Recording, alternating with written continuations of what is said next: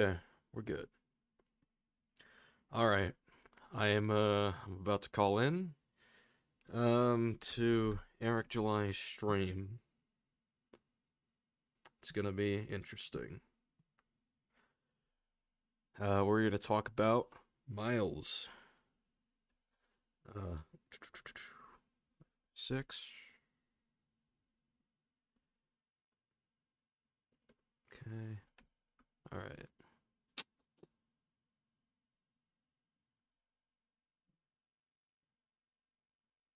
Doing the call right now.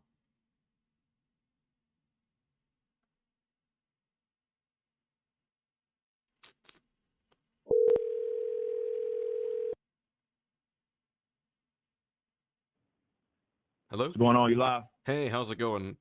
Yeah. Um What's up? What's up? so Appreciate you calling in.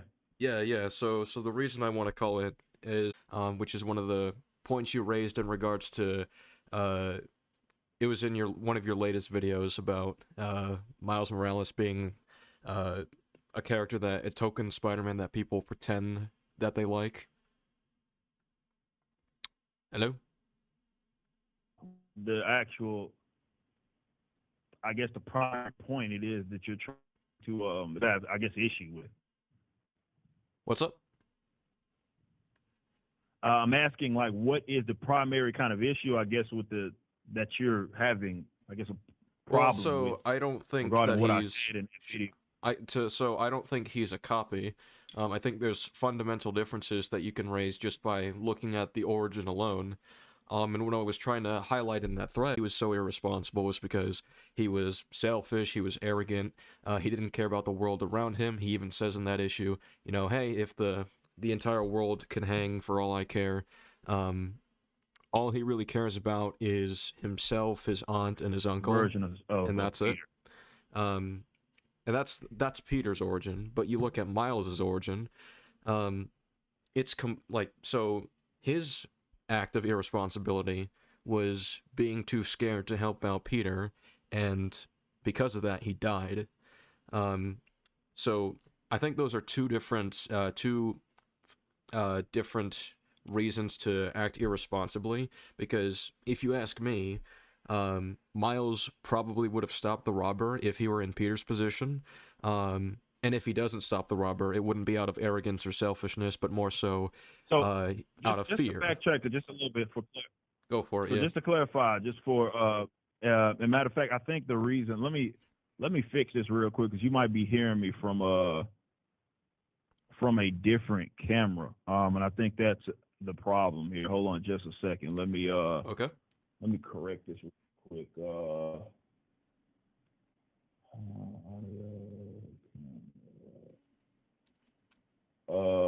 Yeah, that's for sure what it is. All right, you can hear me. I'm pretty sure probably a Yeah, lot yeah, better pretty now. well. All right, so you and just to be clear, you're going about like the Ultimate Comics version of of Peter Parker, correct? Well, I did reference 616 because, well, you mentioned 616 in your video, so that's why I'm referencing it. But I mean, I guess it could also work for Ultimate, because that also had to do with his arrogance and his selfishness. Oh, so I would like the Ultimate Comics version of him. Which is kind of a big attitude change, certainly for Peter and that version of Peter. I would certainly agree with that, but we had this debate with another guy bringing this book with the whole Amazing Fantasy 15. I think that was far less arrogant Peter Parker doing that whole deal. But nonetheless, my point in that video isn't this whole copy thing. That's not the point. The point was of the video that I referenced was the point was, and when I threw that in, is just simply talking about their similarities, more so talking about how he was created and that those similarities were certainly meant to be there. And it makes all the sense in the world when you consider that, well, the person that wrote that original Ultimate Comic Spider-Man is the same one that wrote his book, and that is Brian Michael Bendis. So it shouldn't be at all surprising. That's maybe what he was doing, attempting to do, is trying to like give some sort of nod to Peter's origin in the Ultimate Comics in that universe, but the origin is very, very similar. Again, to the point to where they were having the same conversation. More so, the point of that though is to just bring up the simple fact that there is a similarity. He was created to be tied to Peter in certainly that way. And me talking about him being like a tokenized version is less about this whole clone. I don't like that term to be using it like that anyway. It's more of the simple fact that, well, he is a race swapped version of Spider-Man, is what he is. And that's what makes him a tokenized character per se. So, I've done long form videos talking about that, discussing that in great detail. I have like a video essay that I believe it's called Tokenism and Tokenization Explained, where I go through all of that and exactly what it is that he is, and how it pertains to not necessarily Miles. The video itself isn't about Miles. It's about like what those concepts of a characters are and why I see them as generally unfavorable. So, pushing back on that's not anything that I absolutely care about. I've mentioned differences between the characters and differences between the origin, it itself, but largely in terms of the same result of Norman Spider getting neither here nor there to the point of the tokenization. Even if they said he was a direct clone or, from DNA, it wouldn't stop him from being a tokenized.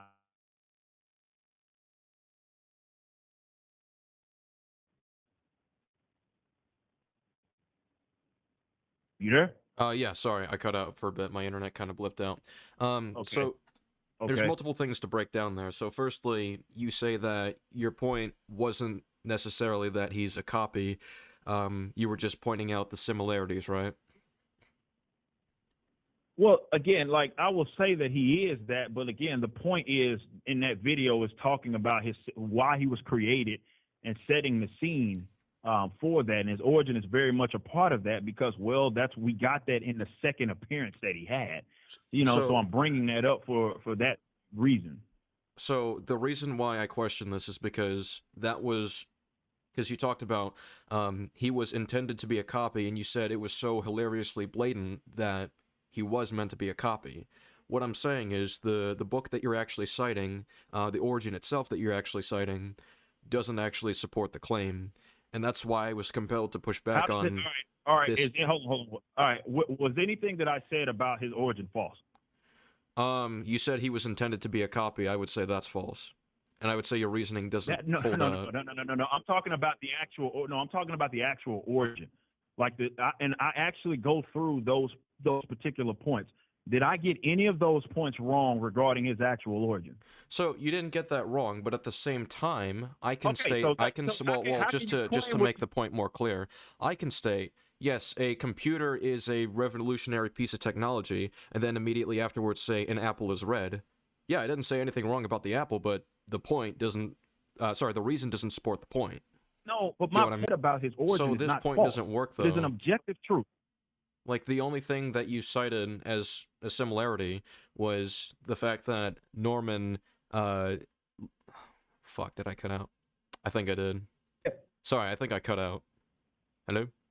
Mm-hmm. Okay, my apologies. Yeah, I can hear you. Yeah. So what I'm saying is, I don't think this supports the point, because at most, you've highlighted they get bit by the same spider. Norman makes the similar speech about, something about gods, whatever, something about mythology, which, I mean, I think that's just consistent for Norman's character because he's very obsessed and invested in this kind of stuff, so I think it works. You can imagine how that's like very unlikely that he's having that same exact conversation unless you wanted to link the two characters. Is that necessarily the case? That was an accident.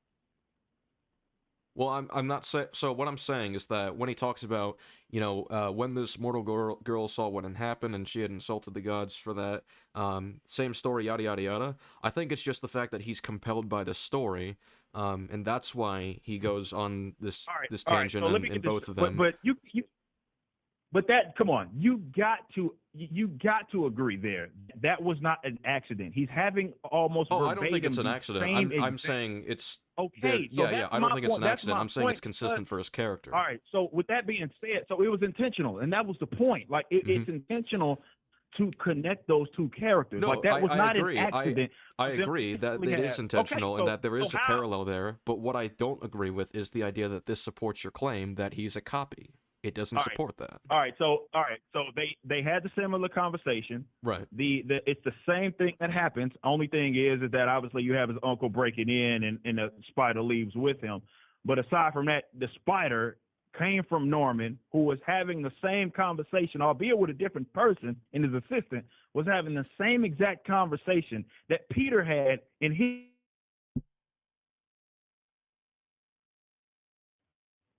You got to say that that was purposeful. It was intentional, and therefore, I think to anybody that's been honest, that's them clearly trying to link the origins of those two characters. You wouldn't have them I have never the denied same. that, yeah. 'Cause Obviously, it's they want a highly link. unlikely. What I'm saying is Okay, this is not evidence of obviously, them and so intending for that's him to my be a point. copy. That is all I'm saying. All right. All right. Well, I think you're focusing too much on as opposed to what it is that I'm meaning when I say that. I think you're getting caught up into having that mean something that That's you what your want it wording to mean, implies, though. as opposed to what. You said it was hilariously Well, blatant no, it that he was doesn't meant imply. to be No, a no, copy. my wording implies. No. My what it implies is exactly what it is I said, and that is that to a T almost his origin is very similar to Peter's origin in the Ultimate Comics. You didn't and just say therefore, similar, you said a that copy. that's that link. So it's not a secret. No, what I'm saying is it's not a secret as to what the intention was there. Now, also, To create a I parallel? talk about in this A video. parallel doesn't just because they have a parallel doesn't mean they're intending to correct. copy it. Those are two different All right, things, so, especially all right, because so all right, the all right, origin. So you said, I don't think it's all right, like did you not super. did you not just say it was intentional? But did you not say it was I intentional? said the parallel was intentional, but does that mean that Okay. it was meant to be a copy? No, those are two different things. You understand that, right? No. All right. See, again, Those aren't mutually so exclusive. focused up on the semantics. I think you're getting too Well, no, focused it's not up a on matter the of semantics. It's and about this is what you said, and here's why it's wrong. No, it absolutely is because I'm trying to explain You to you what said it it is was a that I copy, mean, dude. and then You you're said it taking- was intended to be a copy. All right. Yes, and all right. Can I explain? Can I further explain myself? I'm trying to tell you what it is that I mean, No, and go instead of for you it. listening and actually trying to hear me out, you're trying to say that I'm saying something that I'm not. Well, And you did that's say the whole, it's a I don't quotation know from if your you were saying video. that To be tongue in fair, cheek because your Twitter says that you're incapable of arguing in good faith. that's a joke, dude. The incapable of good faith thing. That's a joke. All right, so that's a joke. So it's a reference to like a running you gag should that's do- been going on. All right, I understand. All right, so I understand how you want the term to mean, or what you want that concept to mean. I'm explaining to you my intention and how I use the word and what specifically that was. You're getting caught up on this whole copy thing and what you want it to mean. That's entirely not important. You should instead focus on my intention because I did give other examples for why he was created. For example, in the book. So you don't that believe it's a copy? I talk about Axel Alonso. I talk about his Axel Alonso and what their intentions were. Definitely with the whole Obama situation, what their intentions were with this character and why they were doing what it is that they were doing. All of that lends credibility to the argument itself that he is, and he was specifically created to be similar as he is. I mean, even that's just throwing that out there. But him being tokenized, which is the crux of the actual argument, is irrefutable because it doesn't even rely upon that. Even if they for completely different reasons, right? Doesn't matter. He's still Black Spider-Man. He's a race-swapped version of a character that we've already seen before. So he's still a tokenized character. And that's really the core position there, that he's a tokenized character. And because of, yes, this part of it's its origin, which they flat out kind of make it very similar to Peter Parker, but also considering the editor-in-chief himself explaining how he was conceptualized. And I talk about that in that video. Mm-hmm. Okay, so there's multiple things to break down with that. So I guess to start off with, you said your intention is not that he's a copy, but more so that there are similarities, and it adds credence to the idea that he is tokenized. So what I first want to ask is, would you at least concede that saying it's hilariously obvious that it's meant to be a copy, would you at least say that's bad wording on your part? Because that's... No, I will not. I reject that. I reject that wholeheartedly. I think it was great wording, and I'd do it again. But you And just because you take it a different way, you you said take I it a was different not way, if you don't understanding like what it, you were that's not saying anything that when I'm actually you said he was intended to be a copy, and it was so hilariously blatant. And then when I take those words and I interpret it, interpret what you're saying based on that, you say, well, no, I didn't mean a copy, I meant similar. That's not what. No, I didn't say that. I didn't mean that. That's not what it is that Okay, I he's said. not a You copy said. then. See, Okay, this is so the if we're thing back that you on that, keep. he's You not a keep doing. copy. All right. All right. Let me say this. I don't care to argue that. Let me say this. I don't care to argue that at all. Why is it in your I video understand then? that you have your. Why is that in your video? Because I mean that's not. Did how why No, it is? it doesn't trying answer to my walk question. through. Why is it in there? All right. No, bro. I'm walking you through this because apparently this is what I have to do.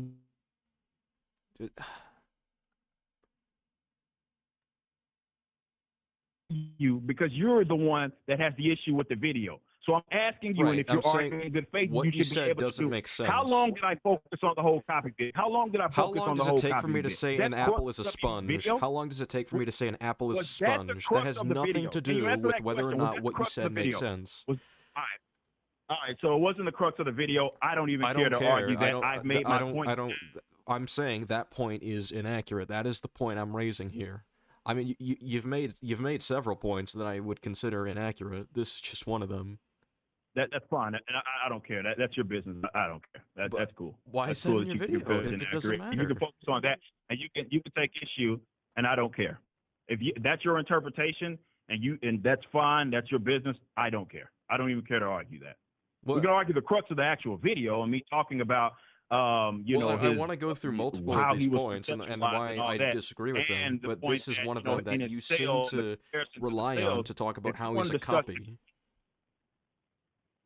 Like, you understand that saying someone's a copy of something, that's a pretty huge claim, right? I think when you say it's so hilariously obvious how he's intended to be a copy. I'm pretty sure that my audience got certainly the point, and what? People are going to interpret things the way that they're going to interpret things, and you can't control that. Not based everybody on your wording. It's basic interpretation. You're not going, and yes, and everybody interprets those words to mean what it is that they want them to mean, and that's their business. So like you can't do control I want that. People copy to mean a close to replica of something? And as a creative, you can't possibly control that. And having everybody try to see it through your particular lens, right? That's not even anything that I attempt to do. I don't even care to do that, okay, like I said. So you say, and, we'll move on to another point if you don't want to go over this. You don't care, fine. You said that he is a race-swapped Spider-Man. He's a different character. He's not Peter Parker. It's not a race swap. It's not Black Peter Parker. He's a different character. But all right, so when I say tokenization, I'm talking about different, so like the swapped version of that said character. So whether it's not a swapped version of the character. The character is Peter Parker. Right. Oh my gosh! Like, see, this is the semantics thing, man. Like you're getting so caught up. This is kind of important because the characterization, it's Peter Parker. He's the person, not Spider-Man. Yes. Spider-Man's the mantle. It's the role. Is Spider-Man, and Peter Parker is Spider-Man, and Miles also named Spider-Man, and he's the first Spider-Man, and the first Spider-Man was a white guy by the name of Parker. So he is a race swapped, as I am defining it's a legacy. It's a legacy of it. All right, wait. I don't care what you. I mean, if we have a police chief that's a white guy, and then we have a police chief who's a black guy, is it a race swap there? Like, no. I mean by race swap. I'm explaining to you exactly what I mean by race swap. Okay. I've already explained it, homie. I've already explained it to you. Well, you said he's the same character. When I talk about tokenization, right? And I've defined this thoroughly many times. When I say swapped, I am talking about that original character. It's a different version of him, but it's pulling from other version that pre-exists him. His name is Spider-Man. Okay, he goes but that's how legacies work. On top of that, okay. That's how roles work. So that's what I'm talking about. When I say race swap, I'm talking about he's not of what the original character was. He's another version of that character, and that character happens to be of a different race, and it isn't actually happens to be. That is something that they did purposefully to change his race. So that's what I mean when I talk about tokenization. So this is why She-Hulk is a tokenization. Not all tokenizations are equal. I've made that point abundantly clear. Some I find and like to say are more favorable than others. So you have characters like She-Hulk. You have characters like Supergirl, who, yeah, one's Kara, one's Jennifer, but they're still tokenized versions of the pre-existing character. So that's specifically what I mean when I talk about race swaps. Yes, it can also mean like we see in live action, for example. Sometimes you will get, let's say, Jimmy Olsen in Supergirl. We know him to be a white redhead, but in the live action version, he's black and bald and buff, right? Completely different character now, though his name is still Jimmy Olsen, right? That's also a race swap, but it's not contained to simply that as well when I am defining it. In fact, most of these swaps exist, or rather these tokenizations exist. We've seen them, and there may be another character by a different, let's say, real name under the suit or having the moniker that is, but he's still a tokenized character. So that's what it is that I mean when I talk about these race swaps and tokenizations. So again, I'm not seeing how this is the case because again, they're not the same character. They may be taking up the same mantle, but again, it's not the same character. It's not the same person there. Miles is a different character from Peter. All right, what's Miles' hero name? Spider-Man. What's your point? Okay, so what is he the first person to be if he's that Spider in Marvel Boy, is Comics? he a different person now? No, he's the same character. No, he still be tokenization. Yes, so then but why are this you? shows So just then, how so then the name it doesn't shows matter that much. how obvious it absolutely is. No, it still matters. No, it absolutely still matters. Like But you're complaining. You would still folk. complain if his name was Spider Boy. Yes, no, it's not about a complaint. It's more of a statement of fact. Okay, you would still say it's tokenism if he were Spider Boy. I would still say it's tokenized, but I am showing you how with Spider-Man and Miles Morales in this case, it's more egregious and obvious than anything, considering that they didn't even try to give him his own name. His name is Spider-Man. He's not the first Spider. What do you mean his own? What do you mean his own name? Why does he need to change the name? What? Why does he need to change the name? I didn't think he needed to. Well, let me say this. If he was going now and he had let's say the same origin, all that stuff is still the same, right? If he went by Guy, it would still be a tokenization, much like She-Hulk isn't just Hulk. Well, I guess in that part, that short term when she was in like the War of the Realms era, they just called her Hulk. But She-Hulk it says she in the front of it, right? Still a tokenized Hulk. So yeah, there's other versions of them that, can exist in a different name and a different moniker, but it would still be a tokenization. So it doesn't necessarily have to rely upon that. I'm just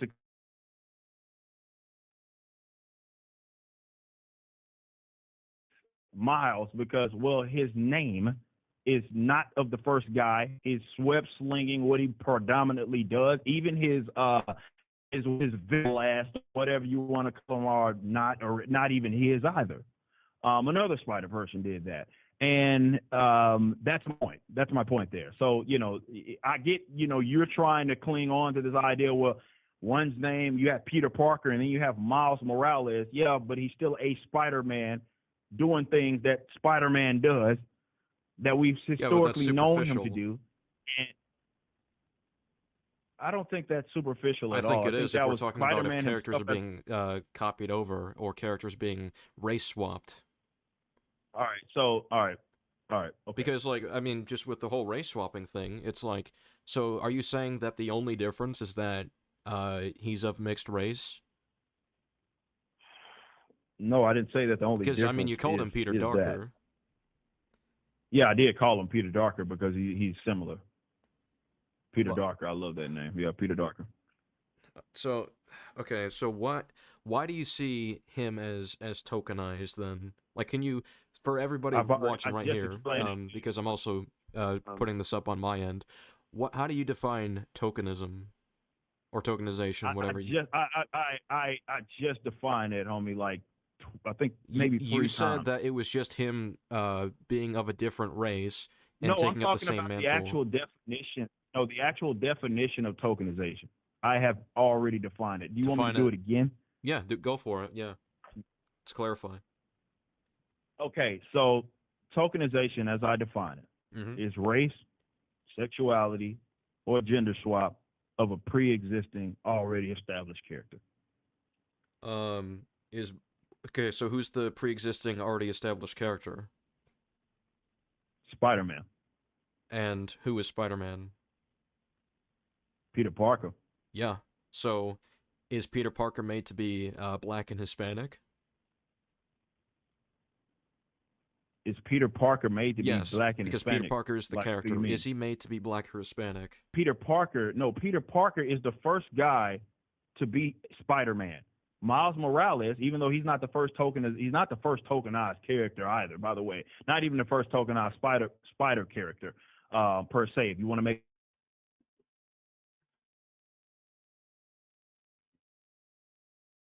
is that he is the original, that's his character. It was, at least it used to be. In fact, you've read the Ultimate Comic, right? I have, yeah. Okay, so you read the Ultimate Comics. I don't know if you remember, I think it was the second volume that came out, and Peter was talking about, like, basically explaining where he came from. I think it was the first issue. And he talks about how it was supposed to be this one-of-a-kind thing. And this is obviously before Miles Morales was even conceptualized. That's the term that I believe specifically was used in that thing. And apparently, it wasn't that one of a kind, because now you have certainly other ones, and there've been others that were created certainly before Well, yeah, that. characters can be but wrong. That's what makes the Miles Morales. That's what Characters makes can be Miles wrong. Morales Yeah, I mean, Into the Spider-Verse has something similar where blonde Peter Parker says at the beginning, "I'm the one and only Spider-Man. There's no one else." And then later he learns, "Oh, I thought I was the only one. You're like me." Like, people can be wrong. Yeah. Okay. So all right. So apparently he's wrong, and that's fine. Well, yeah, characters can be wrong. Okay. Yeah. Okay. Well. Okay. And Miles Morales one character, yeah. not. Yeah, but Miles is a different character. Well, no, Miles is a spider. He's the person rocking the name moniker.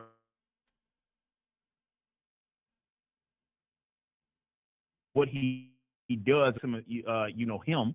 Let's say, like his branding, right? How he looks, how he gets his traversal, the web slinging, right? This is all. I'm gonna stop you right there, because I gotta stop you right there. So, early on, before Miles Morales, it doesn't even matter. So, what gives Peter Parker / Spider-Man, that one? What gives him his character traits?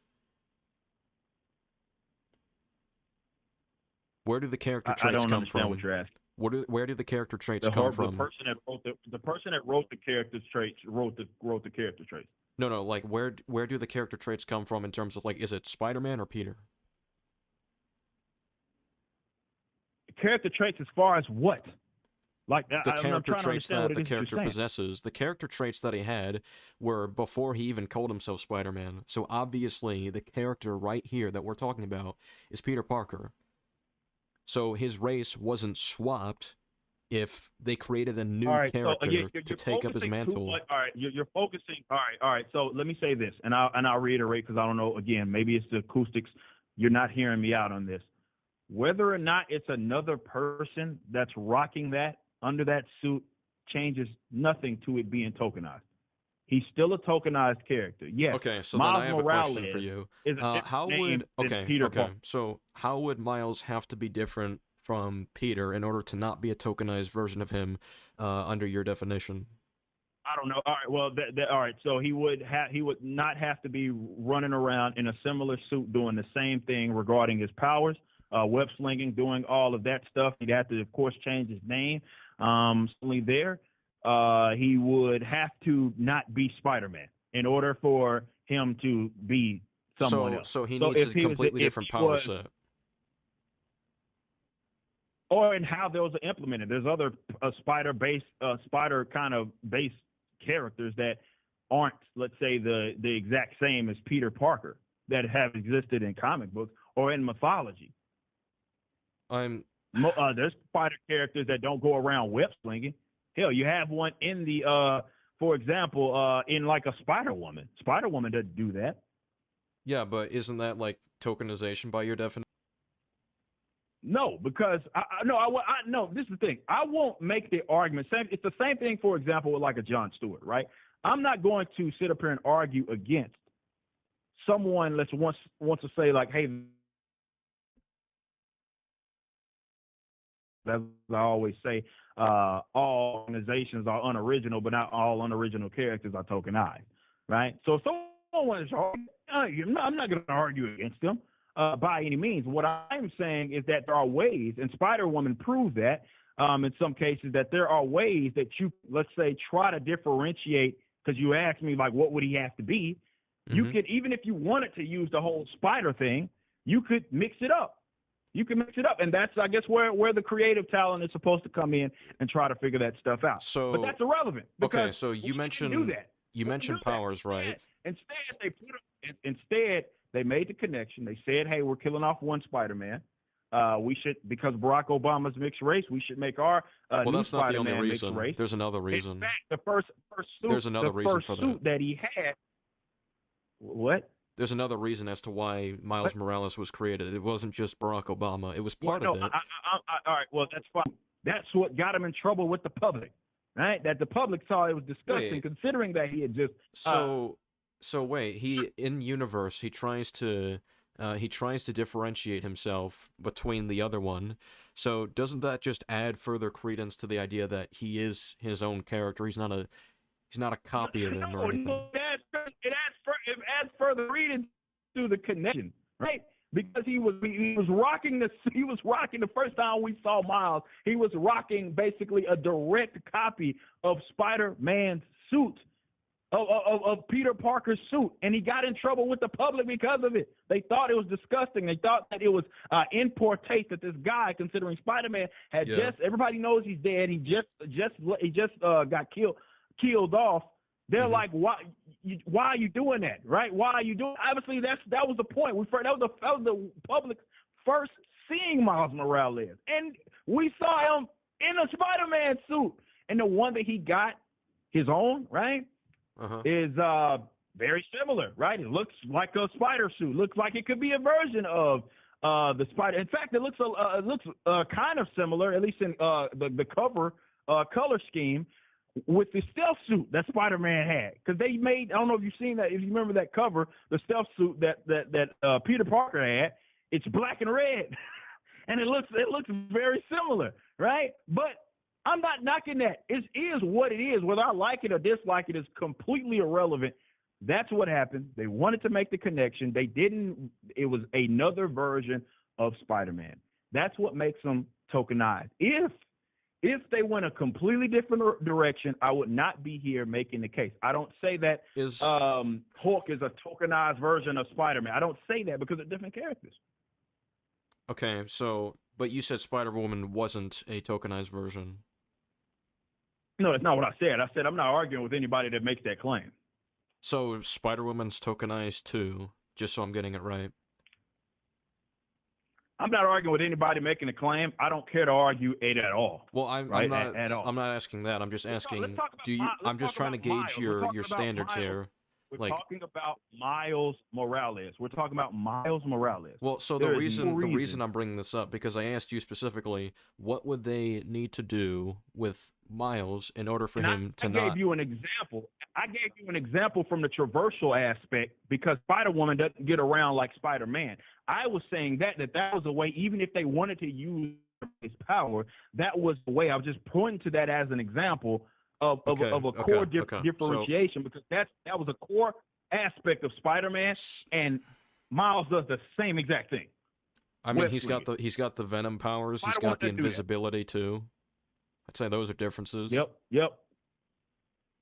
Those are differences. Those are differences. Not necessarily.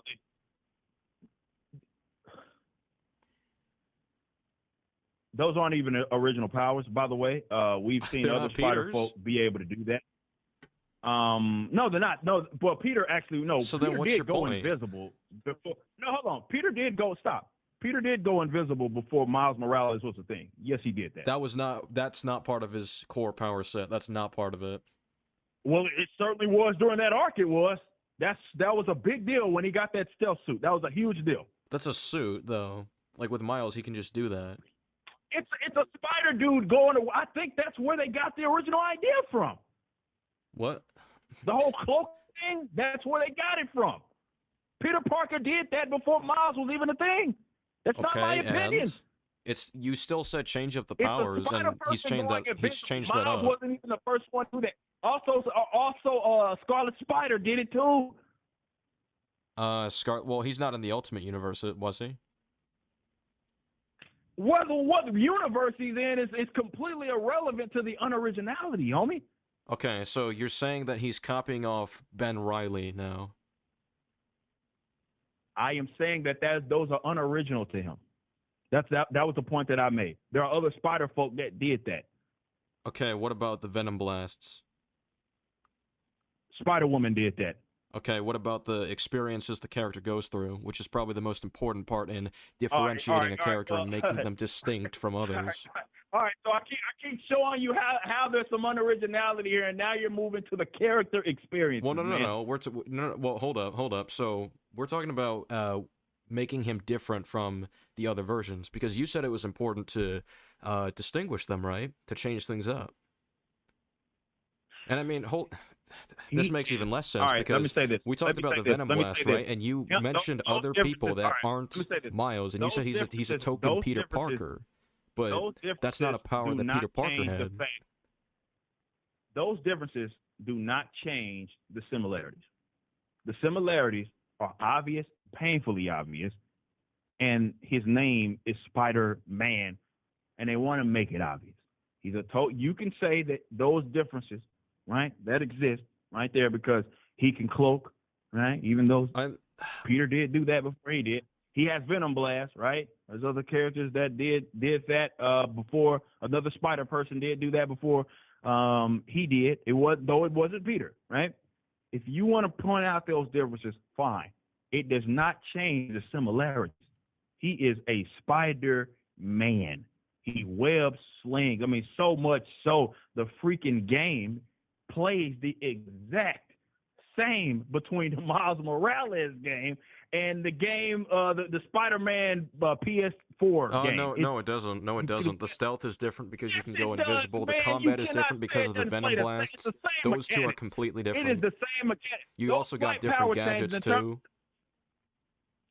The game, the core aspect of the gameplay is identical, man.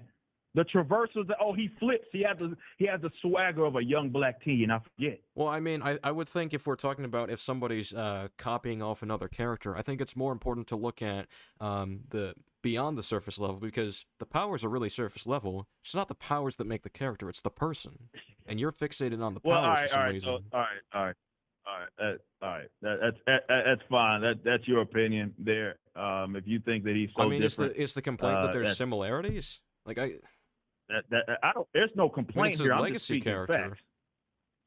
Well, I'm just speaking facts. There's no I complaint. mean, is it here. a I'm just problem giving that it to you like that the Robins have similar fighting styles to each other, or at least Grayson? She didn't have the acrobats that Dick Grayson had in Nightwing, or as well, they use similar gadgets too, and they have Batman would train them to fight, so obviously they're gonna have somewhat originality. similar styles.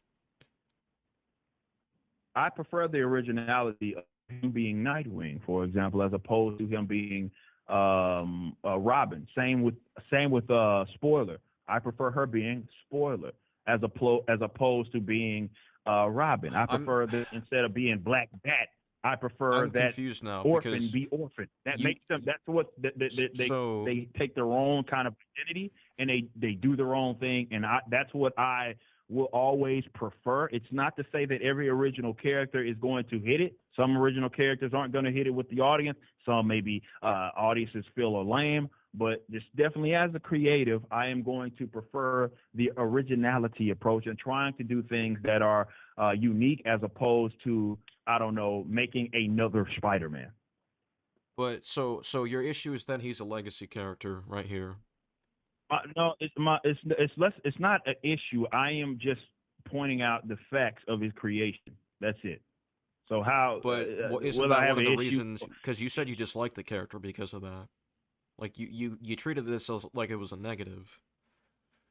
No, well, yeah. I mean, I'm not the most fond of him, but that's irrelevant to his tokenization.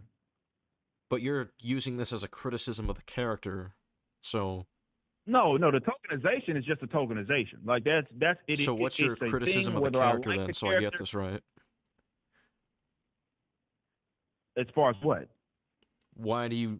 What is your issues with him as a character?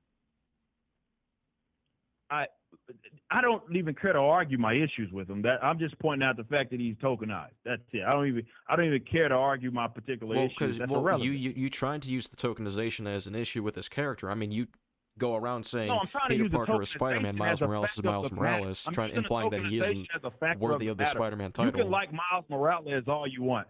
I am using tokenization as a fact of a matter. It's a thing that is. Whether I like the character or don't like them is completely irrelevant to whether or not they're tokenized. It's irrelevant. It's not even Well, I'm important. trying to understand because I was saying that you saw it as an issue, and you were like, "Well, no, that doesn't." That you said it doesn't matter in regards to the tokenization, whether or not you think it's an issue. So what I was asking is like, okay, so what exactly is your issue? No, no, Because it's because I'm I saying guess that no. What I'm saying, no. What I'm saying is the point in me mentioning that he's tokenized is a right. statement of fact. It's not resting upon whether or not I like or See, dislike well, him. That's so not that's even why. an But you important use thing. that as a reason in your video explaining why you dislike him, that he's tokenized. So I'm confused here. No, it's the unoriginal. No, that the videos that I talk about tokenization, I have an issue definitely in this day and age with like tokenization being something that's leaned on as like this creative Okay, you know what? Let's link start over. Forget I said that, right? Why do you dislike the character? So I have clarity on it. I don't care to argue with that. Well, I just it's don't not a care matter. It's to a matter argue. of me understanding your position here. I just don't care. It's not important. It's not important. It's not important. It's not anything I care to argue. I'm just trying to, because the problem is here that you're saying the I'm being tokenization honest, dog. isn't. I don't care to argue that. I don't care to argue like whether I dislike a lot. I don't care to argue that. I don't. Okay. I mean, I'm just trying to get clarification. I'm not necessarily trying to argue this. I want to. But no, no. I understand that, but no, it's not anything I feel like even worth discussing. It's that I don't care. I mean, you have a video on it, so it's if the video didn't make it Uh, fully clear, then it's just you Well, know. that's fine. I would say maybe go rewatch that. But I added anything I care to discuss, to be honest. Okay. Well, is there anything else that you particularly wanted to address? Because I have some other points that I would like to address, but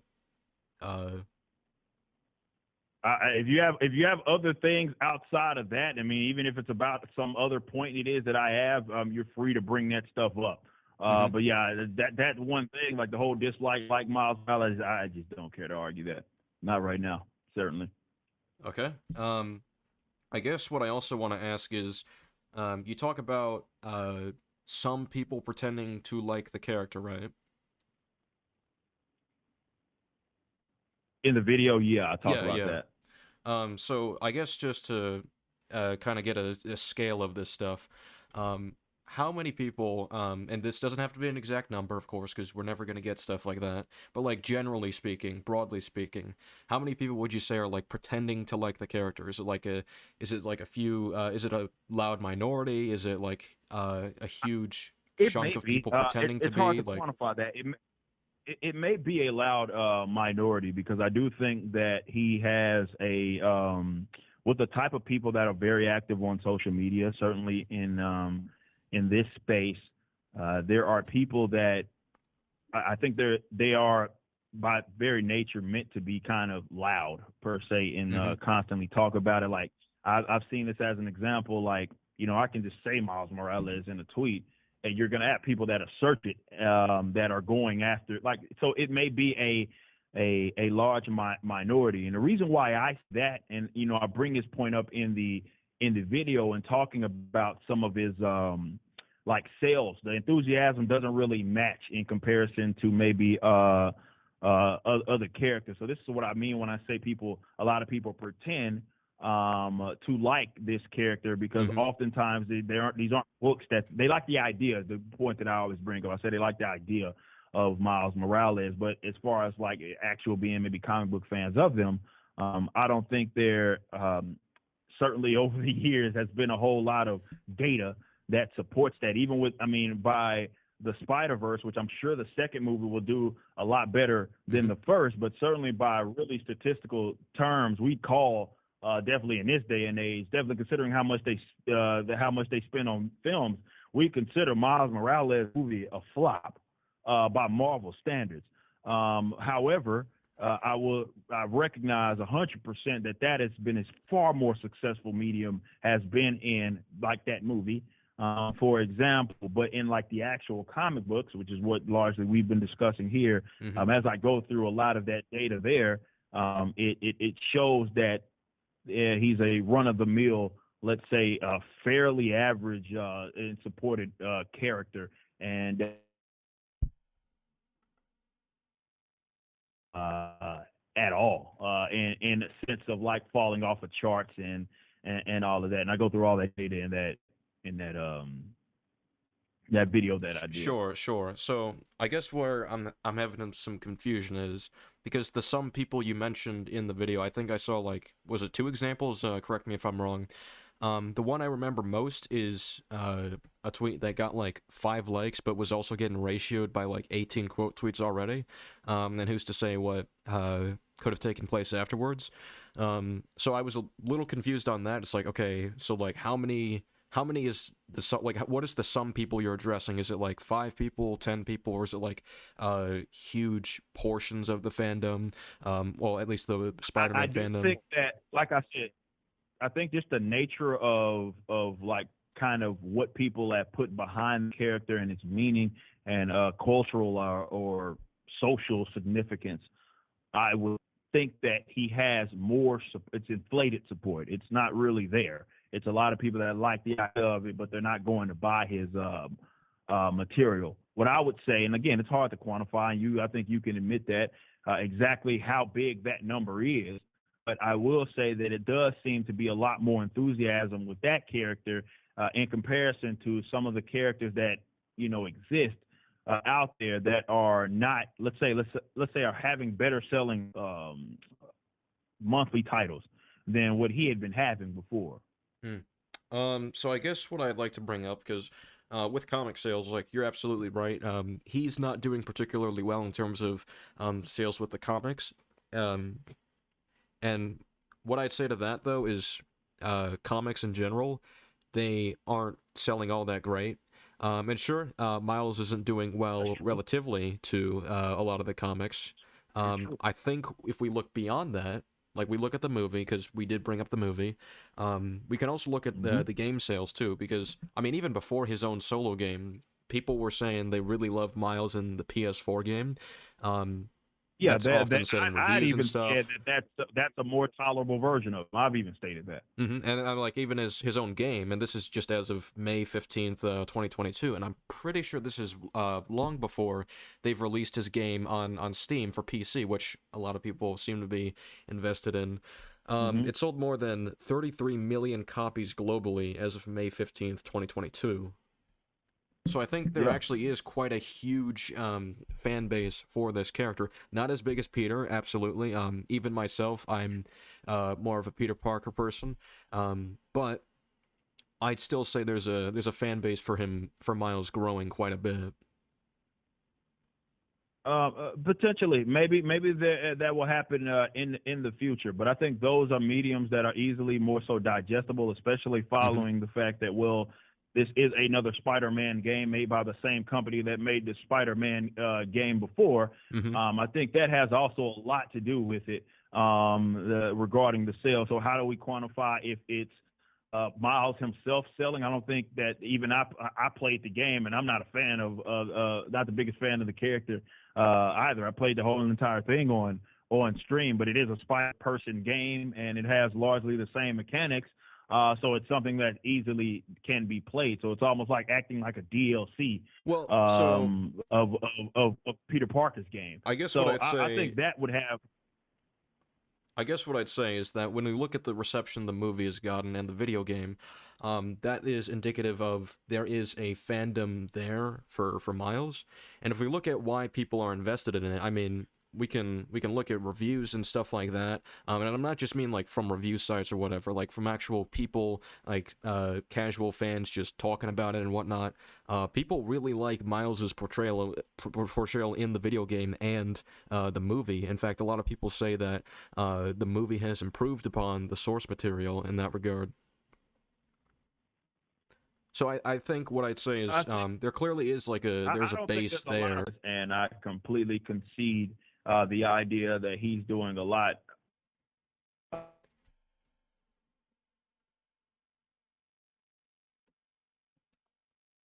I think that he is going to do better, and he will. But that has doesn't have much reflection on the books. And you think these supposed fans and supporters of them, because it seems like for Peter Parker, he can sell his character can sell movies as well as comic books. We all know that The Amazing Spider-Man is always among the top-selling books every single year, according to every data point. But for some reason, with Miles Morales, it seems to only be that we're looking at, in terms of his popularity, we're looking at more easily digestible mediums for normies, such as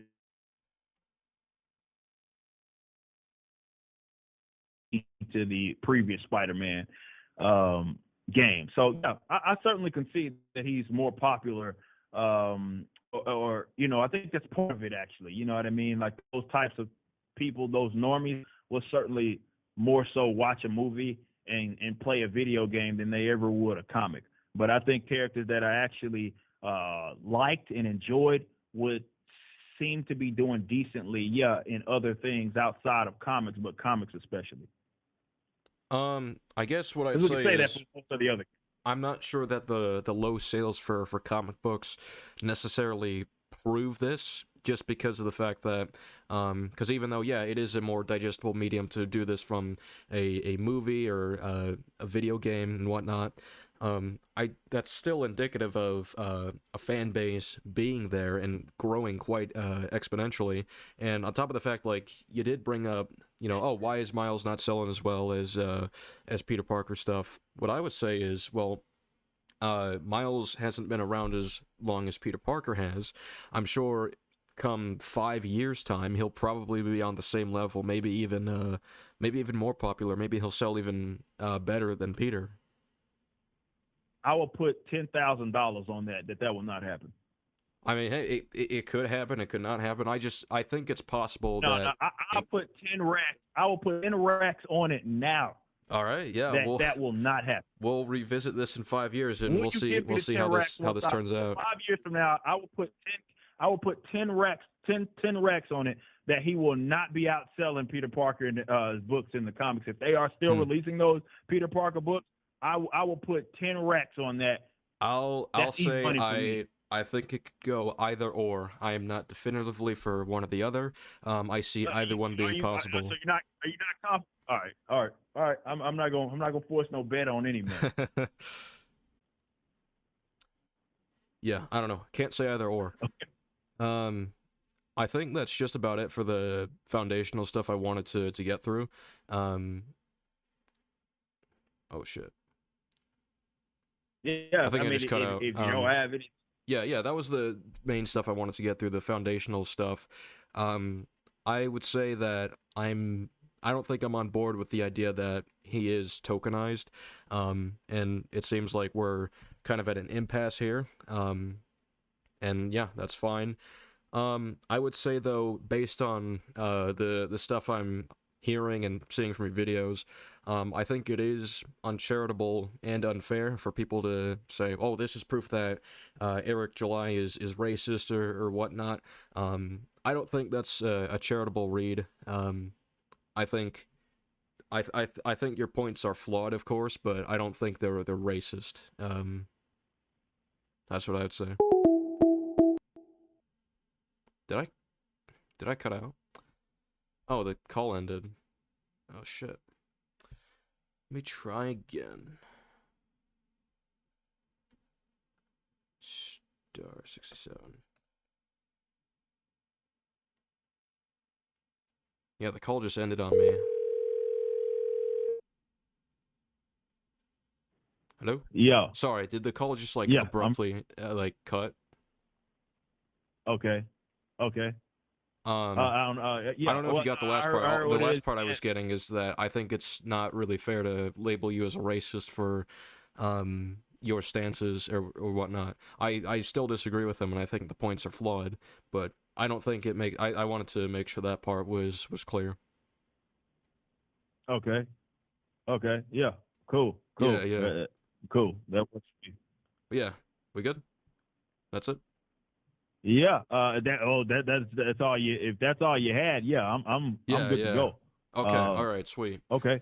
Alright, yeah. Well, yeah. Appreciate you calling in. Yeah, Appreciate you yeah. calling in, and yeah. Well, I guess we'll see you next time. Alright, yeah. Have a good night. All right. Peace out. Yeah. Yep.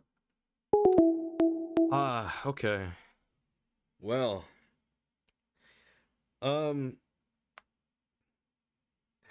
SK's internet isn't capable of good faith. Uh, yeah, just like final reflections and thoughts.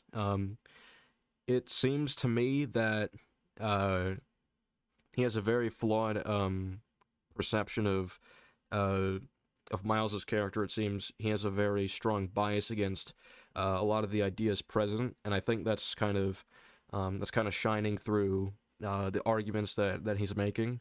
I don't think he's racist. I don't think it's fair to say this is him being bigoted or whatnot. Um, but at the same time, I don't think these are good points that he was raising.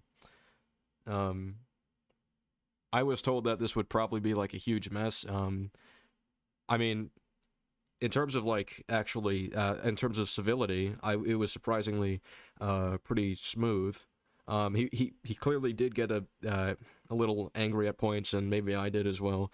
But seemed like it was going fine. Y'all need to understand that legacy characters are just unoriginal reboots, and that when you do erase or sex swap, it's tokenized.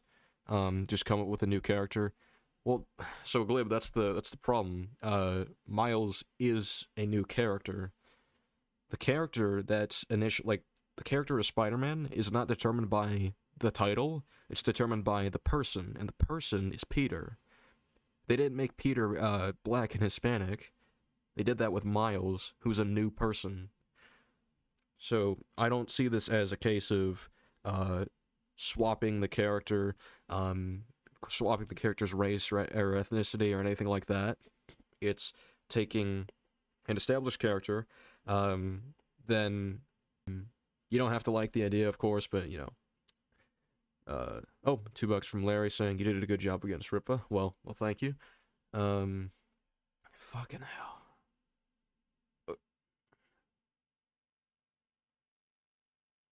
Okay. Did he say the same about Barry and Wally West? I'm not sure. Well, I don't know what his positions on them are. He may have stated them, but I didn't. I don't remember. If it's not new if someone puts on the same title, come on. Well, a title is not your character. It's not like just to. I'll go back to the police chief example. When someone is a police chief who's white, and then somebody else takes up that role who's black, they're not the same person. They're not the same character. Like, I mean, just for an easy example, the Batman, the commissioner in that movie was white, and I guess Jim Gordon's eventually going to be the commissioner. is he now just a copy? Is he just the same character as uh what's his name? I forget the commissioner's name in the Batman, but is he the same character if he becomes the commissioner? It's like, well, no. Just because they have the same title doesn't mean they're the same character. So it's not swapping a character, or swapping a character's race or ethnicity. Um, should have asked him about originality. Well, I mean, if he's doesn't like the idea of it being original, that's fine. But like, what I am pushing against is the notion that it's unoriginal. I mean, the only thing that's unoriginal is the title. But again, it's not the title that makes him who he is. Like, you have to earn it. It's the character that earns the title. Um, yeah. Um, let's see what else is being said. I always found Miles unique in his own way, and I always thought the Miles theme was about being yourself. Yeah, exactly. It's not about him being Peter. Like they even have a scene where it's like, oh, whenever you say Spider-Man, you always mean the other one. I think Gank says that to him, and then he has this whole montage where he creates his own suit to differentiate himself in his own style. And that's a really cool scene from the game. It's a better scene. It's a better scene than any scene you see in the PS4 game. But yeah. Oh, another $2. Commissioner in the Batman was originally black. No. He was originally white. He was the guy that said, he's involved in this. He's a goddamn vigilante. He could be a suspect. He's that guy. He was the guy that got his, Pete Savage. He got his face eaten by the rats because of Riddler. Gordon was a tokenized race swap of Loeb in Dark Knight. Well, yeah, exactly. You can make that exact point. That's why I don't believe that. Oh, it's the same title, therefore it's tokenized. It's the same character. It's like, well, no, the character matters more than the title. I just don't agree with the notion it's not new if someone puts on the same title. It's like, well, no, it's a different person. That's why it's new. But I mean, I definitely respect Eric being generally good faith in his discussion. Even though I think he's flawed in what he's saying, but he was pretty good faith for the most part. So I do commend that. Also noticed last Gambit got a lot of his points from Ripa. I did at one point as well. Yeah, well, Gambit did an exceptionally poor job of arguing his position, and not just poor, it was bad faith too. I mean, that's what I give Eric July over Last Gambit. Last Gambit seems like dishonest, and he's also not he's not quite respectful either. Let's see. I'm honestly curious on towards human. I'm honestly this person has typos, so I'm reading it wrong. I'm honestly curious on his stance towards Human Torch, since Johnny in the comics was called the Human Torch, in order to get younger people into the character because kids were not into Jim Hammond. Not sure about that. Because I don't know the context. Saying this is a very interesting debate to me as someone who watches both your content. I was interested in both your takes. Okay. Yeah, I guess I'll commend Eric July for being pretty civil throughout that. And decently good faith. When is SK going to debate Nerdrotic? Well, the problem is he doesn't. I don't really have a reliable way to reach him. I could try to ping him, but I don't think that'll work.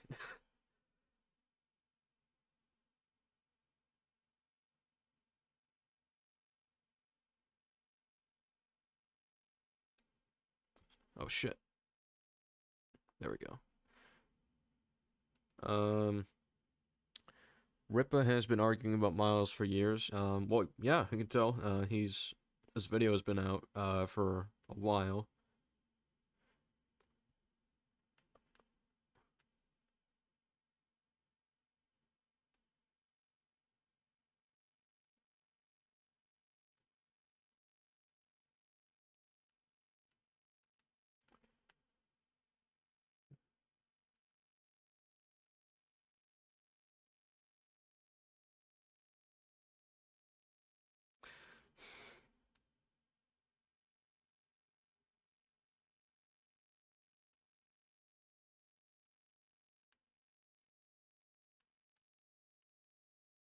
Uh,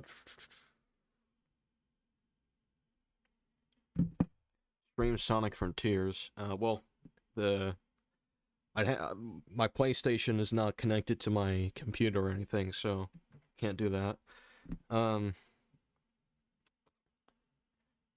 I think he's saying Jim Hammond was the original Torch, not Johnny Storm. Maybe. And what's Eric's stance on him would be? Yeah. Again, I don't know. Any plans to debate that Star Wars girl? Well, she doesn't strike me as someone who debates. I mean, I'm not against it, but I don't think she does that, as far as I know. Maybe I'm wrong though. So what's this about actual fandom calling Ripa a chunky monkey? From what I've heard, it's been going around. Apparently he said it. I don't even know where. But that was talked about. There was even a discussion with this on the Adam and Such show. Basically, I believe he was saying, I think it's poor choice of words, just to make that clear. I get that he didn't mean anything like racial behind it, because that is a term that is just used for like chunky people in general. It's something that's used against white. I mean, he used an example of like Iron Man 3 that was used against the guy that was falling down, and he was kind of on the chunky side. So, that's what it was. It's not chunky monkey itself. You can look up the term. It's not a racially based term. Although I still believe like that is a poor choice of words. Just for the simple fact that it can be very much taken the wrong way easily. And if Eric were to be upset by that or be offended by that, I wouldn't fault him for that. I would say, yeah, probably should apologize for that. But I mean, actual fandom has conceded, like, yeah, I shouldn't have called him that. It was a poor choice of words. Agreed, intentions were obvious, but he should have thought about the connotations. Yeah, that's what I think. So I think it's also pretty disingenuous, which the EFAP guys did. So they can go fuck themselves. I'm gonna be blunt. They were like so bad faith with it. They were saying, "Oh well, we get called ists and isms, but like, and we say edgy stuff, but like he called him a chunky monkey. That's a whole different level. It's like you guys are no better." I mean, there's literally pics of Rags calling Muhammad the N-word. So like, which is like, that's worse. That's kind of how can you possibly argue that what Rags is saying? I mean, there's a reason you say N-word, and there's a reason we don't say. Sorry, there's a reason we don't censor Chunky Monkey with CM word or anything like that. There's a reason we say N-word. So like, dude, acting like your fucking edgelord garbage is anywhere above the chunky monkey comment, like that's totally disingenuous. And it was egregiously bad faith to hear that. And they also talk about like, also like, there's even more levels of broken to this. Rag says things that are actually like transphobic straight up. And I like how they're like, oh, we get called ists and isms. You don't address the reasons people call you that. Or at least some of you that. It's you're gonna read Eric's comics. I've heard of the Rippaverse, and he does have his own comics and stuff. I think at some point I'll probably check them out just to see what I think. But I haven't gotten a chance. I haven't got a chance to do a lot of things that I wanted to do. Like I've just recently finished Spider-Man the Animated Series Season 1 for my rewatch. And I've been trying to watch that for like months, like for 4 months. I've been very slow with that, and it's like 13 episodes in a season, 20 minutes long. It took me like 4 months to finish. I'm just not good with long-running series in terms of consistently watching them. And I think it has to do with just my schedule being all over the place, which, yeah, that's a thing. It's why usually when I get through shows, it's like during a summer or a break. Nobody ever gave SK a chance. Yeah, exactly. You know what? For fun, I'm gonna pull up Discord. I'll call in the chat, and maybe people will give their thoughts. Da,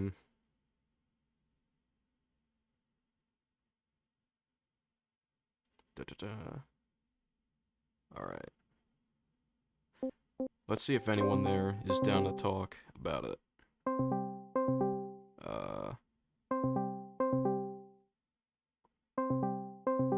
I'll remove Grant from this, and I'll add Jelly. Hello, Comic. Hey, by the way, we're live. Just to warn you. Oh fuck. I've just Never don't mind go then. mask I'm off. gonna get Yeah, I was we're about just to doing go, post. how's the Young Ripper debate? Well, did you watch it? No.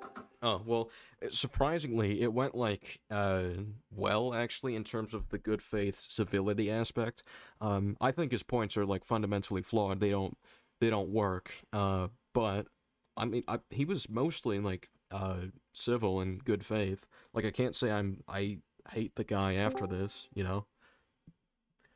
Yeah. But yeah, with that said, his points very, very flawed. I don't think they work fundamentally.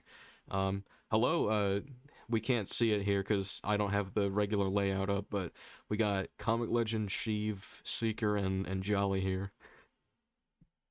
Hello. Hello. Hello.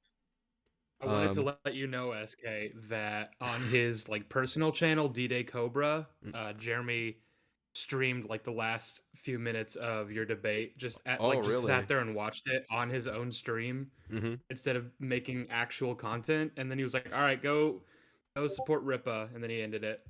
Oh, It was really funny. did he have anything to comment on the actual discussion? No. Oh, okay.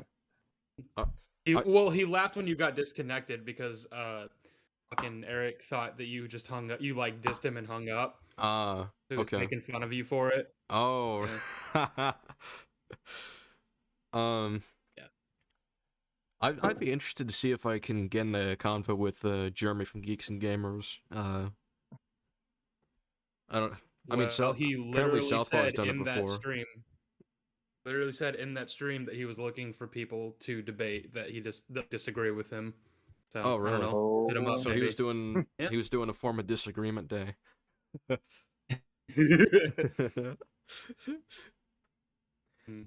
All right, that's good to hear. I'll see you Yeah. guys later. All right, see you, man. What I should have done is whenever I pulled up Jeremy's stream, I should have streamed it and then just sat there and watched it. Just let it play. I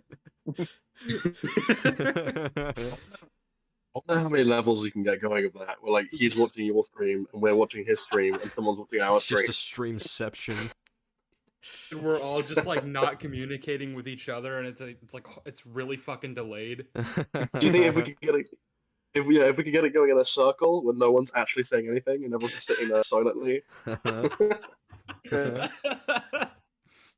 That would be great. But anyway, yeah, man. SK, how does it feel? You were on a fucking Geeks and Gamers stream. You're famous now. It's an honor. It's an honor. I've always wanted to be on Geeks and Gamers in some way, shape, or form. I very strongly look up to them. No. That's okay. I was about to say you've already been on Geeks and Gamers in one form when you were quoted as a bot on Oh, Bounding that's in true. comments. Oh shit! Wait, they covered that? They covered that? I think they might have actually. I don't know. I think they did. I think they did. Yeah, they covered it in the form of like, No. oh, look at all these Disney bots. I know the Quartering did, but didn't he like do it in a private stream so we couldn't watch it? It was public at first, but then like people kept like trolling him with super chats, and he started getting annoyed. Right, so he took it to his website. Yeah. Yeah, I was I was listening to that shit, waiting for him to start talking about the bot stuff, and then he didn't on the stream that I could listen to, and I was like, I just fucking listened to the Quartering talk in my ear for like an hour, waiting for him to say anything of substance. Oh, That was horrible. expect Well, that was disappointment. your, You'll that never was be your first disappointed. mistake, Chief. Yeah, I know. I like it how you sat there being like, I can't believe the Quartering hasn't said anything substantive. Like, well, yes, the Quartering. That's the quarter. Found out my mom watches the Quartering. Damn. Oh, Yeah. ouch. Have a disagreement She- day over that. All right, everyone. My mom is joining us today, and she's gonna explain to me why the Quartering is spreading. I just have a debate with my mom about the Phantom Menace, and I stream it for money. he just wants money. Wait, hang on. So, yeah, Steve's mum just cares about money. Yeah, exactly. Sheev is a grifter Oh, fuck, anyway, I hope so she doesn't watch this. Yeah. imagine that huge all plot around grifter, contrivance that problem you're solved. being watched. Sheev is that- an all around grifter. Problem solved. Yeah. So I only caught like the last 10 minutes or so of that debate, but Oh, I really? could just tell. I was like, this is fucking stupid. It was Yeah, mostly I like, watched- it was mostly crust around the middle portions. Mhm. I watched. It's the definitely whole one thing, that and- like if you rewatch it, you're gonna laugh at it, no matter whose side you're on. Yeah, I mean, it's very clear that Eric July is just not a very good debater because, I mean, he's constantly cutting people off. He gets pissed off very easily and annoyed when somebody doesn't agree with his point. Like so many times while you were like countering him or trying to argue against, he immediately would just start rubbing his eyes or like Mhm. rolling just like this annoyed look like, oh my god, I can't believe he's disagreeing with me. It's like, dude, it's a Well, I can Yeah. answer. I can answer that. It's just he doesn't care to argue it. Ooh. yeah.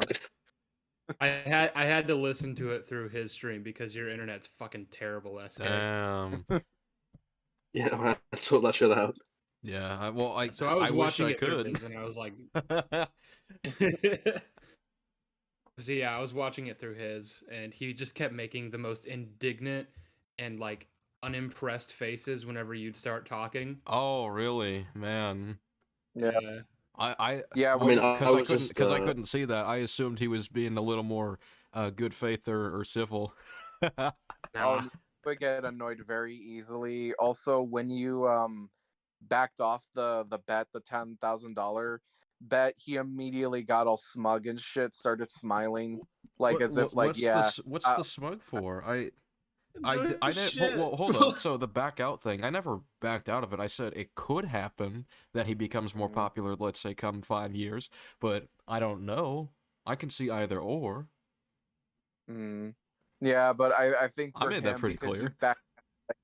I think because like for him, I guess you backed out of like spending like a lot of money or anything because you're not confident enough. But it's like he got so smug and smiley face, like, haha, I got him to like not spend $10,000. I got this guy to get out of a bet, and it's like, dude, like I you never would be said actually- I never said I He- bet on it. he- I never said for sure that Miles would be more popular. I said it could happen. He thought he acted as though you were taking a definitive stand. So when you were just saying it could, Someone says, "Man, Rippo ripped you." Why do you think so? more like ripped I ass. All right, this I is gonna strongly become agree with that statement. this is gonna be another disagreement day, is it? Oh God. Yeah. That Did was Rip- one of the most embarrassing debates I've ever seen, and I watched all of the 2020 American election debates. So, Why would you do that to yourself? Jesus Christ. well, you the know how 2016 ones sometimes were you put funnier. on a bad movie, you Oh, put on yeah, like The yeah. Room because you just want to laugh. Or Unfriended so Dark it's Web. the same sort of thing, yeah. I love that movie. Why don't you shut up? I mean, man? it's an objective masterpiece. So there's that. Let's just get that out of the way. Unfriended Dark Web is an absolute masterpiece. We need a CW live action Unfriended Dark Web show. I Larry mean, Banks unironically, says, I would watch the hell out of that.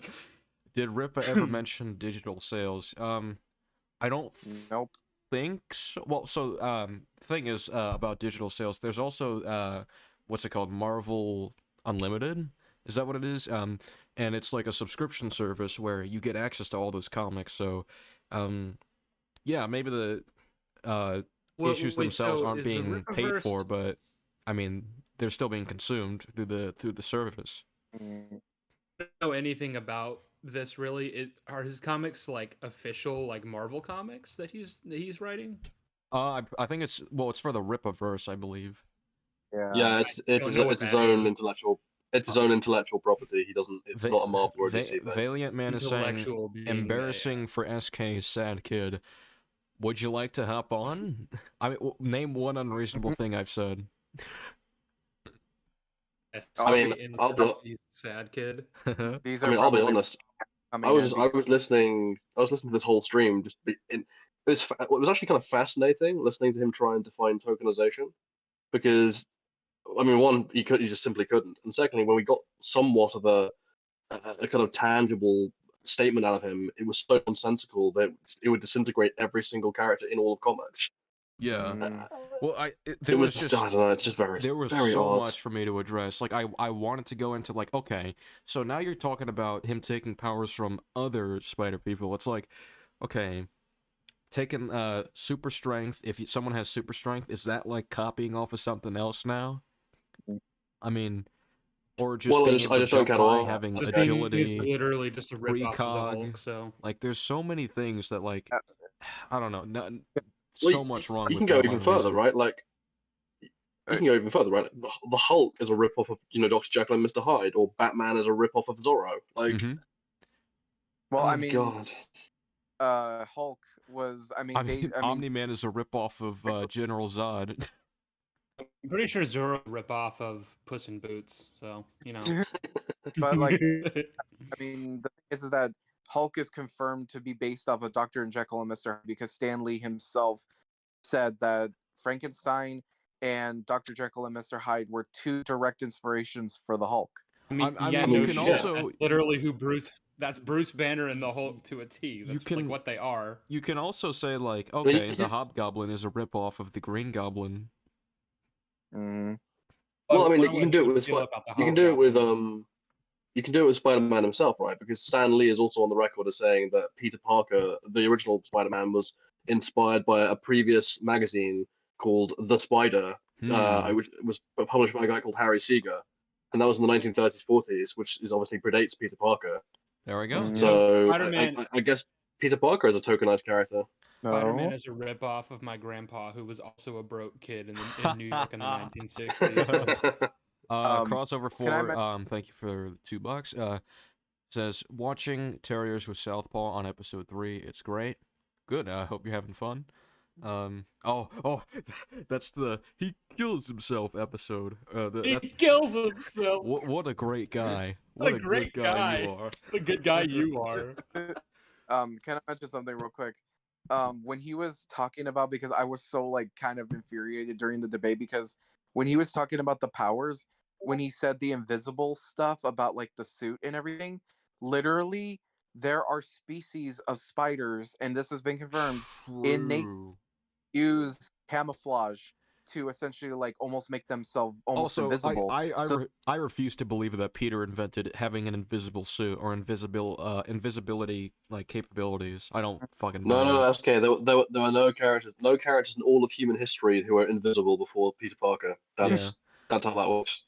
Valiant Man SK says, so sad bad kid again. Dude, you can't name one unreasonable thing I've said. I've asked you, name one unreasonable thing I've said. We all know that Harry Potter is a rip-off of Spider-Man because he has an invisibility cloak. There we go. Oh, There we go. Shit. JK, you've done it again. JK, you plagiarist. Well, literally made the comparison by saying that Harry Potter is a ripoff of Star Wars.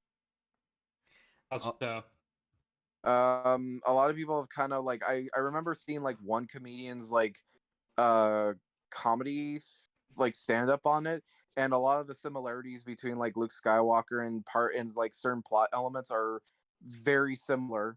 I've seen that. It's more just they both follow the hero's journey quite they're quite both the closely. everyman. Turning Wiseau said, which is funny to think about when the animated series Hobgoblin inadvertently inspired the Green Goblin. Yeah, I always found that to be a bit of a weird choice, why they started with Hobgoblin instead of Green Goblin. Okay, no joke. I genuinely thought you said Tommy Wiseau, not Turning Wiseau. I was like, what the fuck? Tommy Wiseau is in the chat. Jesus. Oh, hi. Tommy, if that's you, I love your movie, man. You're great. When I was saying earlier about putting on The Room to laugh at, I meant that because it's good. It's a actually masterpiece. good, and I love it. It's perfect. There's not a single flaw. I have actually met Tommy Wiseau in real life because he did a screening of The Room in Bristol when I was an undergrad there. And he's such a bizarre human, even in real life. I don't know how to put it into words. Oh, that's so beautiful to hear. Like he just spent the entire thing like hawking his underwear brand. It was really funny. This debate should so whenever you were talking about like doing a debate with Eric July, first of all, I just assumed it wouldn't happen because, but like even if it was gonna, I kind of assumed that maybe it would be not the same day that it was initiated. Yeah, because I figured it would have to be like a several hours long debate that like, because this was just 1 hour and you guys brushed over so much stuff. Mm-hmm. Yeah, it was surprising. Kind of feel blue-balled. I feel like Ripa probably on purpose because he wanted to, I guess, catch SK off guard. Like, because I'm pretty sure, like, this is probably like pulling the Batman prep time thing, but I'm pretty sure with prep time, SK probably could have even come up with some even greater arguments. Well, yeah. The thing is, I'll be honest. I think SK won that hands down.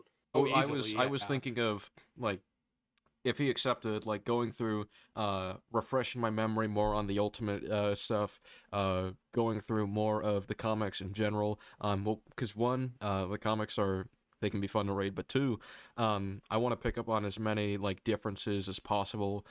So I would like have them on hand. Whereas he's just like, hey, I'm gonna be up in like 5 minutes. It's like, oh, okay, yeah, all right. I mean, I already know how I'd refute it anyway. But then again, it would be like it would be a lot more, what's the word, like tighter or more direct, like in terms of counters if I had all those on hand. But then again, I might have been interrupted several times if I did that. Or he'll say he doesn't care. He just wouldn't have cared to argue that. Yeah. God, that was so annoying to listen to. Every time he said, "I don't care to do that," I was just like almost pounding my laptop in frustration. I was lost. It's like, but then why'd you talk about it? Or I think the worst of it was like, how much time did I spend on that? How much time did I spend on that? It's like, how much time do I spend on saying a banana is an apple? What? Well, even before the stream, before he called in, because I was seeing like a little bit of the prelude, like he was even just kind of saying like, this is really a topic that I don't really even talk about him a lot, or I'm not really gonna care about because it's like, one thing that he's passionate about, like I don't give a shit, Like he was already if he made several videos about it. Yeah, well, it's just like common debate tactic, right? Of like, it's not even necessarily a debate tactic. It's just an idiot tactic, right? It's a deflection tactic. Laying the groundwork, laying the groundwork for like when you lose, you're like, well, I never cared in the first place, so it doesn't matter. It's like, well, okay. Yeah. Dude, Yeah, imagine it's- after like every Super Bowl game and the losing team just goes, I don't care about this stupid game anyway. it's You literally joke, it's isn't literally that- it's literally a variant of all right, I don't know, I don't remember enough of this fucking Oh. stupid show. SK, you joke, but isn't that literally what Elon Musk did? Oh. I mean, when Didn't Elon he- Musk won the Super Bowl? Is that One what of we're talking about? Elon Musk tweeted out like a pro Philadelphia Eagles tweet, Oh. and then he got really annoyed because Joe Biden's tweet got more likes than his did on the same subject. And then like Elon he did- Musk. well, yeah, and then he got, according to leaked information from insiders, he got the engineer to tweak the algorithm to boost his above Biden's, and then the Phillies lost anyway. So, like, Oh, by Alright. the way, I don't know. I don't Elon. remember enough of this fucking stupid team. yeah, but I'm gonna tap that Oh, Jolly jeez. Tap is a ripoff of Jolly Ranchers. oh no, I'm just a ripoff of every British character. Like I'm a ripoff of Sherlock Holmes. I'm a tokenized Sherlock Holmes is what I am. Yeah. Yes. Like if Sherlock Holmes was French and bisexual. I know he already is I mean, bisexual. Well, I mean, we have no idea about his sexuality, but he's part French. There is a Sherlock Holmes story where he says his mother's uncle was Vernet, the French painter. So he is part French. Oh, no? cool. You learn something new every day. Yeah, There you go, random Sherlock Holmes lore for you. nice. I don't know if this is probably a random hot take, but when I saw Ant-Man and the Wasp for the first time, I didn't hate it like everyone else does. I thought it was actually quite fun. It felt like a Yes. ripoff of Ant-Man if you think about it. Shit. Joke was ruined. Yeah. I think was the Wasp tokenized. is just a tokenized version of Ant-Man. Exactly. Well, I mean, I say that, but like Nerdrotic and a lot of TFM, Yeah, you know like they're gonna always, say that. You say that like it's a Yeah. parody. It's already happened. God damn it. uh, God, fuck, damn it. yeah, like Nerdrotic complained that he thinks like it should be called Wasp and Ant-Man because Wasp is like better than him and everything, and it's just like, dude, they've been partners since the '60s. Well, so are we talking about Janet or are we talking about Hope? Uh, This is very Janet clearly was- established in the first Ant-Man that she is. I had just watched this movie 2 days ago, so fuck you guys. She is like better at all of this than Scott, and is way more qualified to be the one in the suit. And the only reason that Scott is even there is because Hank does not want her in the suit because he's afraid of losing her, like Janet. Well, yeah, So Hank like thinks making he's- her more skilled than Scott in the Ant-Man job like makes perfect sense. If she wasn't, I would be scratching my head.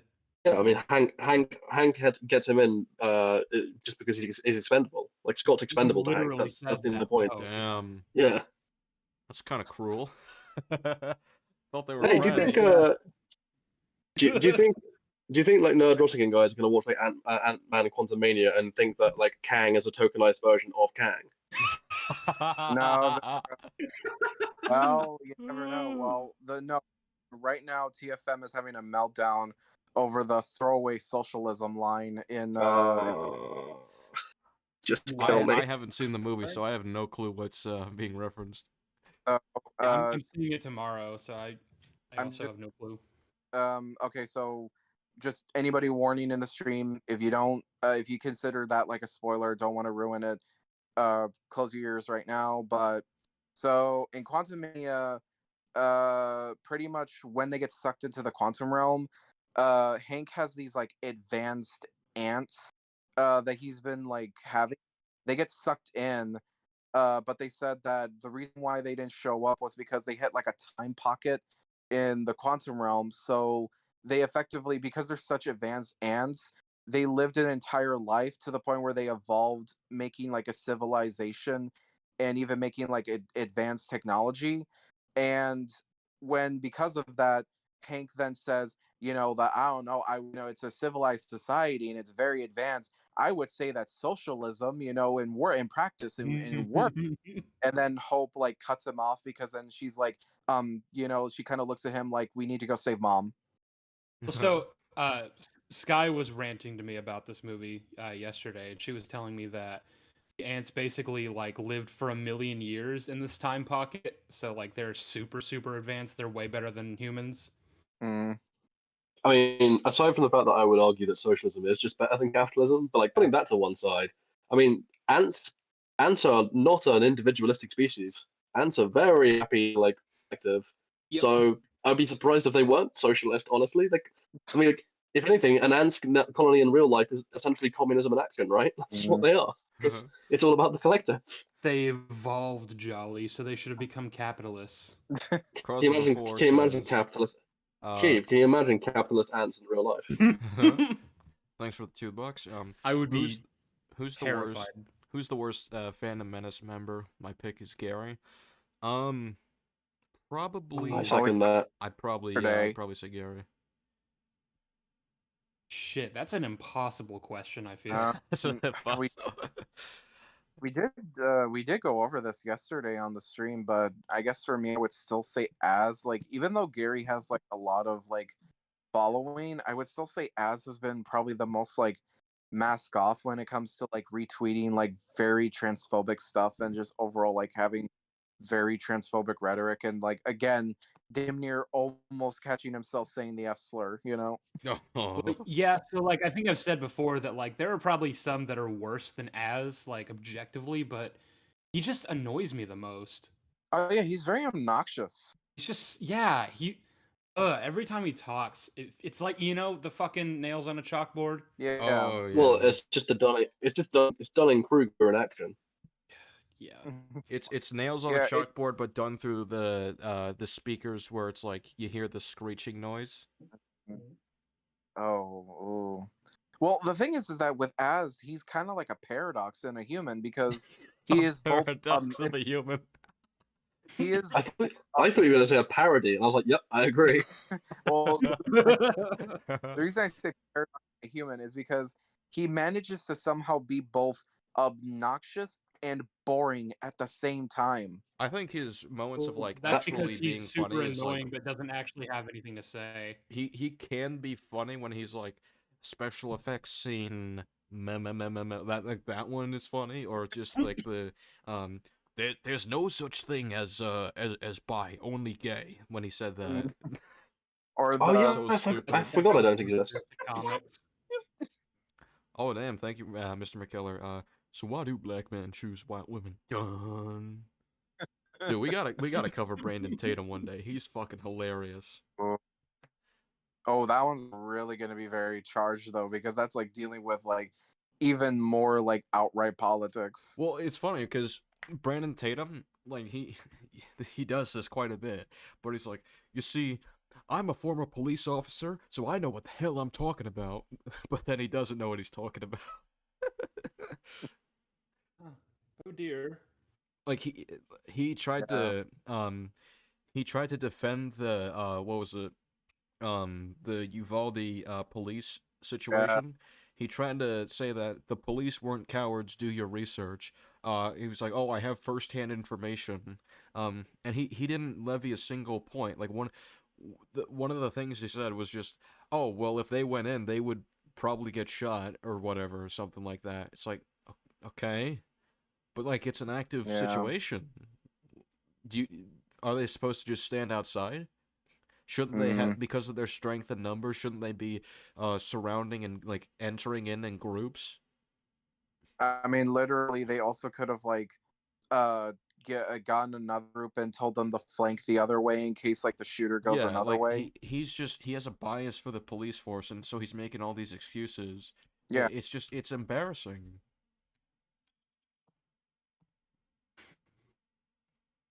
Yeah. So even back when I was like a super fan of FAP, I would typically avoid the ones with Az because anytime I would ever be like listening. But yeah, but anytime I'd ever be listening to one and he would start speaking, my entire body would recoil just subconsciously. Not even I'm not kidding. That wasn't like a joke. That's just actually what would happen. I mean, you remember the Wonder Woman 84 thing where he tried really hard to argue against like some the Asian kid or whatever?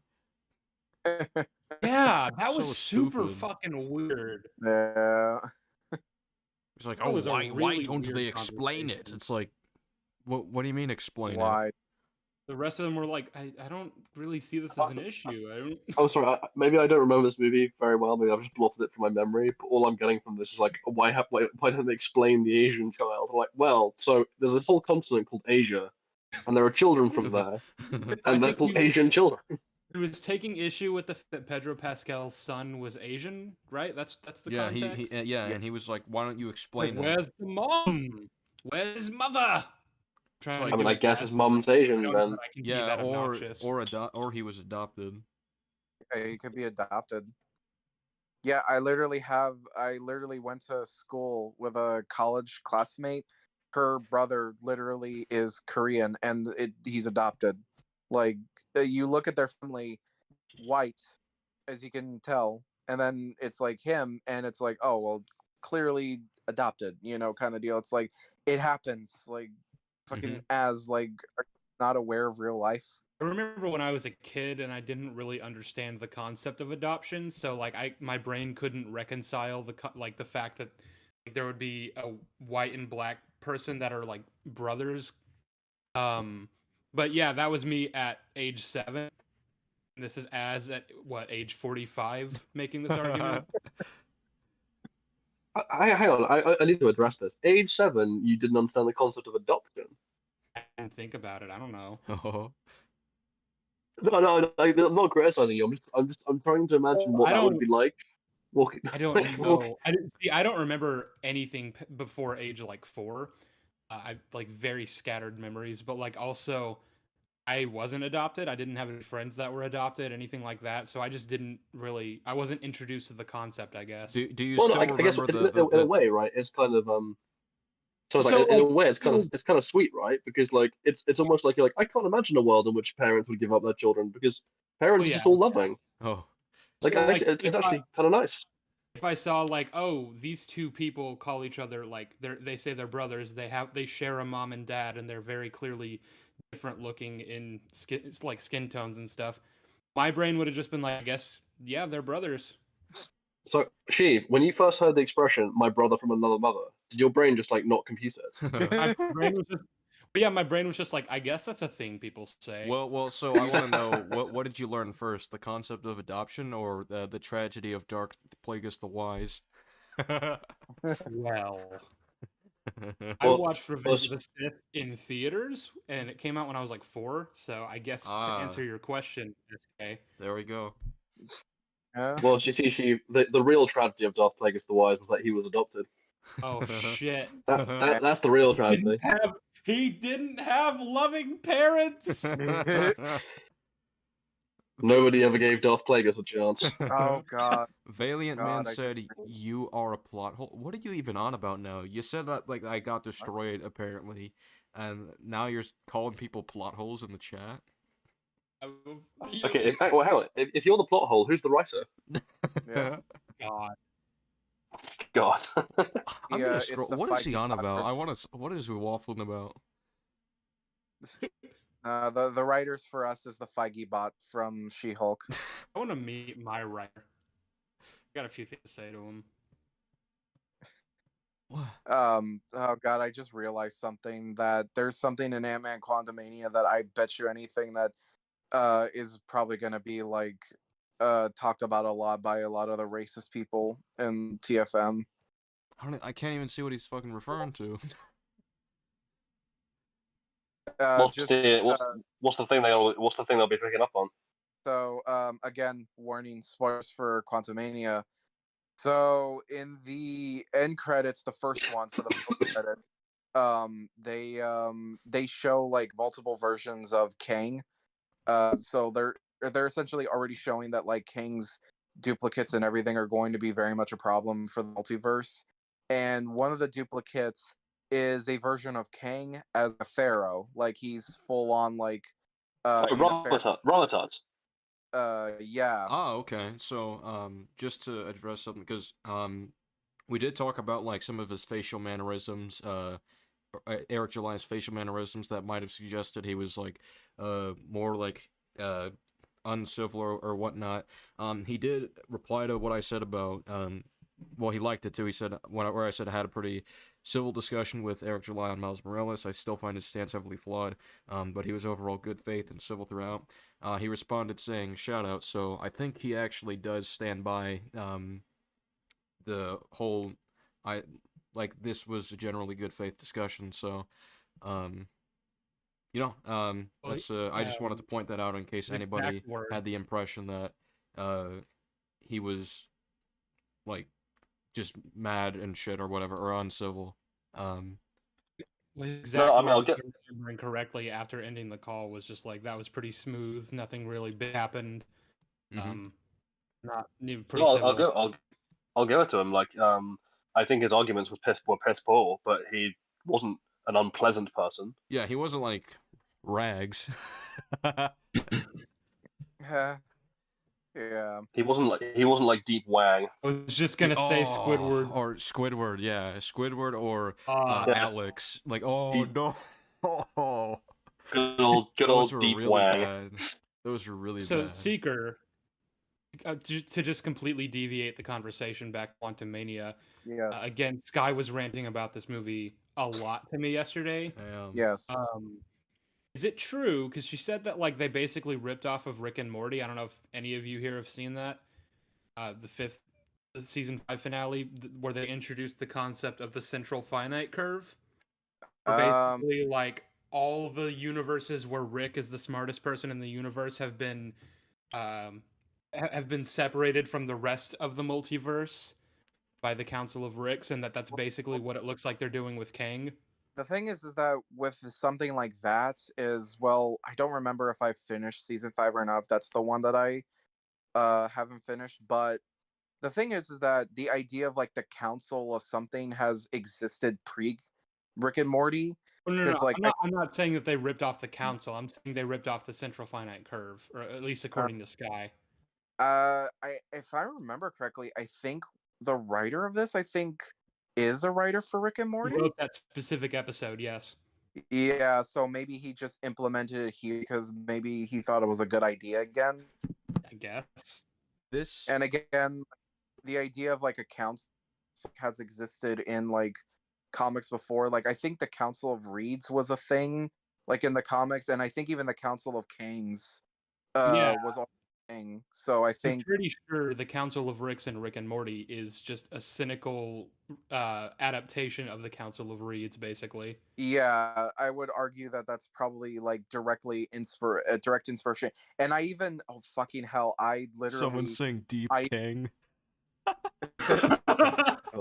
I calling my T wrong. I'm gonna find the tweet again and I'm gonna add it to you in the Discord.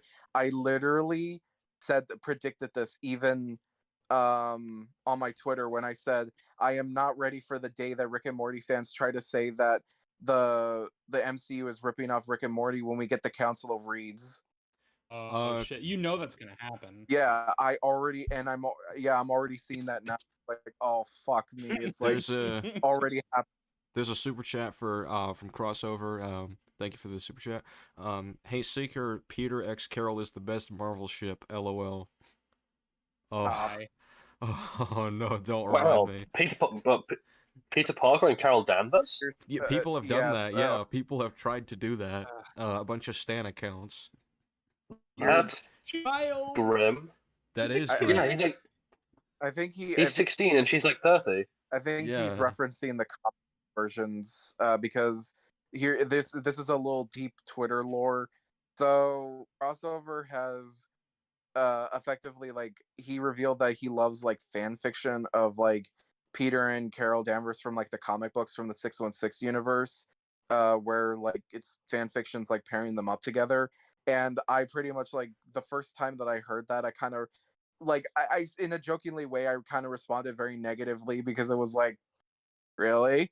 And but again, I wasn't trying to be mean or anything, and now he's just constantly throwing that at me just to annoy me that fucking Peter and Carol is like best couple. It's like, no please. Also, Jolly isn't she, I think she's like 50, like timeline wise, right? Because she was like, oh yeah, but like biologically she's more like 30. Sure, but I'm going chronologically here. I mean, guess you yeah, can't do but that because chronologically Peter's like in his 20s. He's biologically well, yeah. like 16. It's also so- like if we're gonna do that, then like chronologically, Captain America's like 110, so anyone he dates is that's fucked. yeah, fair. This is a unrelated question. Is there a moment in Ant-Man and the Wasp: Quantumania where a character doesn't realize something that they should have realized, but it was really stupid that they didn't realize it? It's oddly specific. Yeah, and you'll see Um, why after I'm done. I can't really remember too much. I mean, I watched it today, but it's 1 a.m. for me, about to be 2. I'm pretty tired, so I can't remember every single detail. But I mean, Just like one thing that a character should have realized, but they didn't because they're stupid. can't really remember. I bet Sky could tell you if you asked her. Is she online? Just DM the question real quick. Let's see. Just out of interest, 'cause I haven't seen this film either. Did they Rephrase it. address the fact that? What address what? Sorry, I thought Chief was talking to me for a second. Did they address the fact that Ant-Man spent 3 years, sorry, like however many years it was that the blip happened for in the quantum realm, and didn't encounter any of these people? Like I know he says it was like a couple of hours from his perspective, but like you think a couple of hours is long enough for people like Kang to notice he's True. there. I think the way that they said was that the explanation is that Janet says that the reason why Hank or like fucking Scott didn't realize it was because they didn't go deep enough, or they didn't notice at the time, like that there's like deeper levels to the quantum realm, and they didn't go that deep and look that far into it. Like they were essentially like not staying in one central location. Plus they also say that I think it took Kang like quite a while for him to gain his empire from when Janet left. So he was probably busy conquering the quantum realm and essentially like making his empire to notice Scott or anyone else. Sky. I mean, do you she's think trying to remember. given that Kang's whole motivation is trying to get out of the quantum realm, you'd think he'd have noticed people popping in and out. That his motivation? He's trying to get out of the quantum realm? Well, so I guess yes, how he's big is trying the quantum realm? Is it like space where it's ever expanding and it's like Well- really huge? Well, technically, okay, it's really small because it's quantum. Well, yeah. Okay. relatively Before we speaking. even get into that, can anyone actually tell me what the quantum realm is? Because none of the No. Ant-Man films can. It's the realm that's like transcends space and time, and you have to. It's What does that mean? smaller than an atom, and That's like the way from the you way have to I be really small seems to to access it. from Well, what so it this is the seems problem, like right? is that Why is there oxygen? No, this is the problem, right? The reason it shouldn't exist, the reason the quantum realm shouldn't exist, is because the way you shrink is you condense the atoms together, but the only way to get into the quantum realm is to go smaller than an atom to shrink between the particles, or whatever they call it. So how can you... That's impossible. Well, hang on. So this gets even funnier, SK, because the actual explanation is that they shrink the space. You know, the way they shrink is they shrink the space between their subatomic particles within their atoms, right? So like essentially, when that man shrinks, he just becomes much more dense relative to his size. If he was going to become dense enough to shrink down to a quantum level, he'd become a black hole. Oh shit. Like he would just become a singularity and become a black hole. I think that's on the nose. Didn't like that.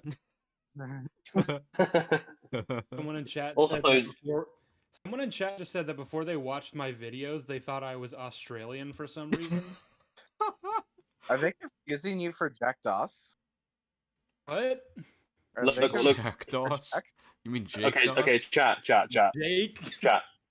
Steve is not Australian. All right, Steve is from Naboo. Yes. It's very racist for you to assume that a Nabooian? Actually, what do you call them? What do you call someone from Naboo? We're A called the Naboobi? Naboo. We're called the Then- Naboo. We just okay. are the Naboo. Okay, so it's very racist to think that one of the Naboo is an Australian. It's a common mistake, but it's still racist. You should be ashamed of yourselves. Okay, so Sky just said uh-huh. there's a moment in the probability storm scene, which Seeker's gonna know what I'm talking about there. Yes. So basically, just to give some context, he goes into, again, it's another Rick and Morty ripoff. He goes into this like area of the quantum realm that immediately starts to duplicate him because every decision he makes branches off to a different version of Scott. Mhm. Yeah, pretty simple. The film can't even keep that straight though, because it has a version of him wearing the Baskin Robbins uniform. It's meant to be like a variation of Scott that never got fired, even though that's not the rules that were just established. Anyway, there's a moment in Probability Storm where the hundreds of Scotts realize they have to band together so they can get back to Cassie. So they help the main Scott climb onto them. That's her example of like a character not realizing something that's really obvious. So, I mean, okay, put in more simpler terms. Like, what is the dumb thing they didn't realize? so The thing they didn't realize was that they could just like use themselves as a bridge or something for the main Scott. I don't fucking know. So they Argue didn't know that- that they could use themselves as a bridge. They didn't realize they could band together to make it easier for main Scott to climb out. Okay. I don't know why he's main Scott. If they're all like deviations of him from that single moment where he stepped into the probability storm place, then aren't they all the main Scott? Okay, so No, you see, 'cause they read the script. God damn it. Let's see if it makes sense then. The reason why he didn't know that they could band together to make main Scott climb out is because they made the high vacuum seal, and once they got inside, they were I able to knew you were gonna do that. deactivate- I knew you were gonna do that. The reason I'm doing Oh, that is yeah. because I saw Wow. in my feed, Fringy said Ant-Man and the Wasp: Quantumania is sludge, so I was gonna say that. the thing I would argue though, like with the probability storm, is that yes, he didn't realize it, but the thing is that you have to remember with Scott, he's not exactly the smartest character. Like he's known for being not exactly that. Oh, wait a second. Yeah, no. Chief, just shut up Chief, right would- there. yeah, Chief, would you like to explain my perspective on when people try to just hand wave stuff as the character is stupid? It has to. Well, that's not even the argument I was going to go with, but like basically, Jolly is fervent that if it's in character for someone to be stupid, it still has to fit the right context of stupid, essentially. You can't just write off any stupid decision they make with, oh, well, he's characterized as dumb. My counter to that, however, would just be he's not dumb, and I'm tired of people pretending that he is. The first film goes out of its I'd way to also agree with that as well. that he is extremely intelligent, can think on his feet. Well, he was like a master thief. Really good at.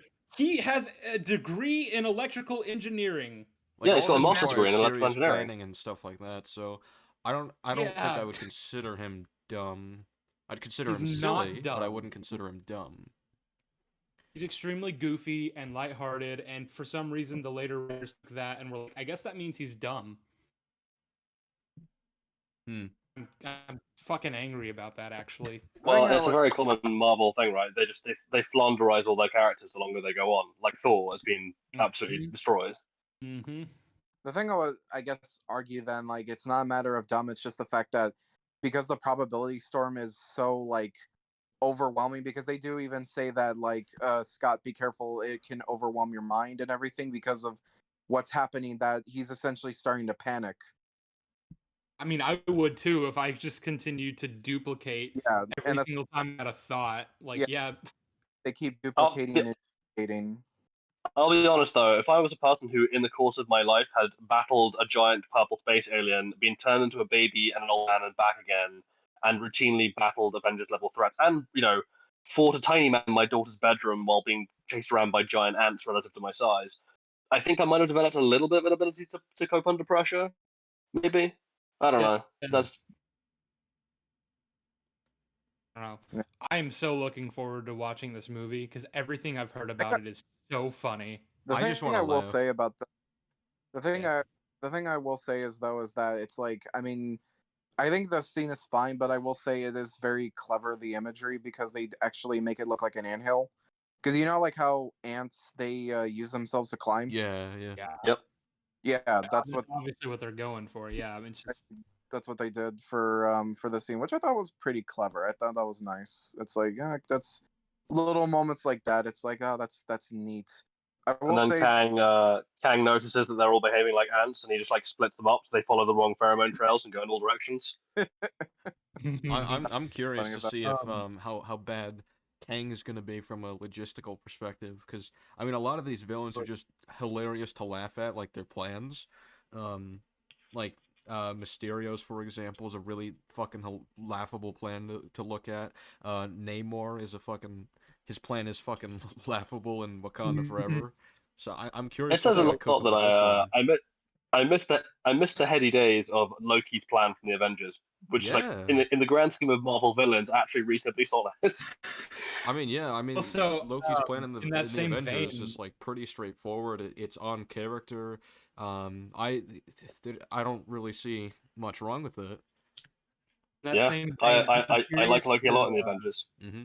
I'm curious to learn the context for why Kang's motivations in this movie is apparently like leave the quantum realm. How is he trapped in the quantum realm? From what I so understand, so again, I haven't seen the movie, but from what I understand is the other Kangs have banished him, and his motivation is he wants to get out and basically fight them. yes, pretty much, literally like what you Wait, said. just fight them alone? He pretty much Well, he pretty much what he says is that he was banished by his by other variants from him. Well, they kind of keep it a little bit more secretive because I think they're going to reveal it in season 2 exactly like the specific people that exiled him, but he was exiled because of the fact that he was conquering other timelines. And isn't that what they're all doing? well, like I said, we don't know the full plan. They're just setting up right now. No, not all of them are, because if you remember, He Who Remains in Loki season 1 said like, "Oh, some of me were conquerors, but not all of me." Okay. Yeah. Well, I hate that Loki season 2 is essential viewing to understanding like Ant-Man 3. Which we Shit, I'll reviewed stop you there. I just hate that Loki season. I just hate Loki. Anyway, back to what I was saying is that with Kang, he pretty much says that I was exiled, and so because of that, I want to find the people who exiled me and pretty much burn them to the ground, because he even says that he wants to bring his army that he's cultivated from the quantum realm, because he has like an entire like empire essentially that he like rules over, and so he wants to take his army and then essentially invade the timelines all across the multiverse, burn the people that exiled him first, and then conquer the entire multiverse. Why did Kang flood the multiverse? Well, hang on, and then profit? Question mark. I know, Prophet. To be fair, I heavily relate to Kang, because if I met like billions of other versions of myself across the multiverse, I would also wage war against them. Oh yeah, but like I wish you wouldn't drag the rest of the multiverse into it, right? I might if they could help me. The way it $5 from seems like Crossover 4. Glad I built on MCU after WandaVision disappointed me. All of this sounds like such a headache, and add TFM onto that, and I'm so glad to have bailed. Well, so I think there is definitely some stuff I would watch just because it's funny, like Loki episodes 1 and 2.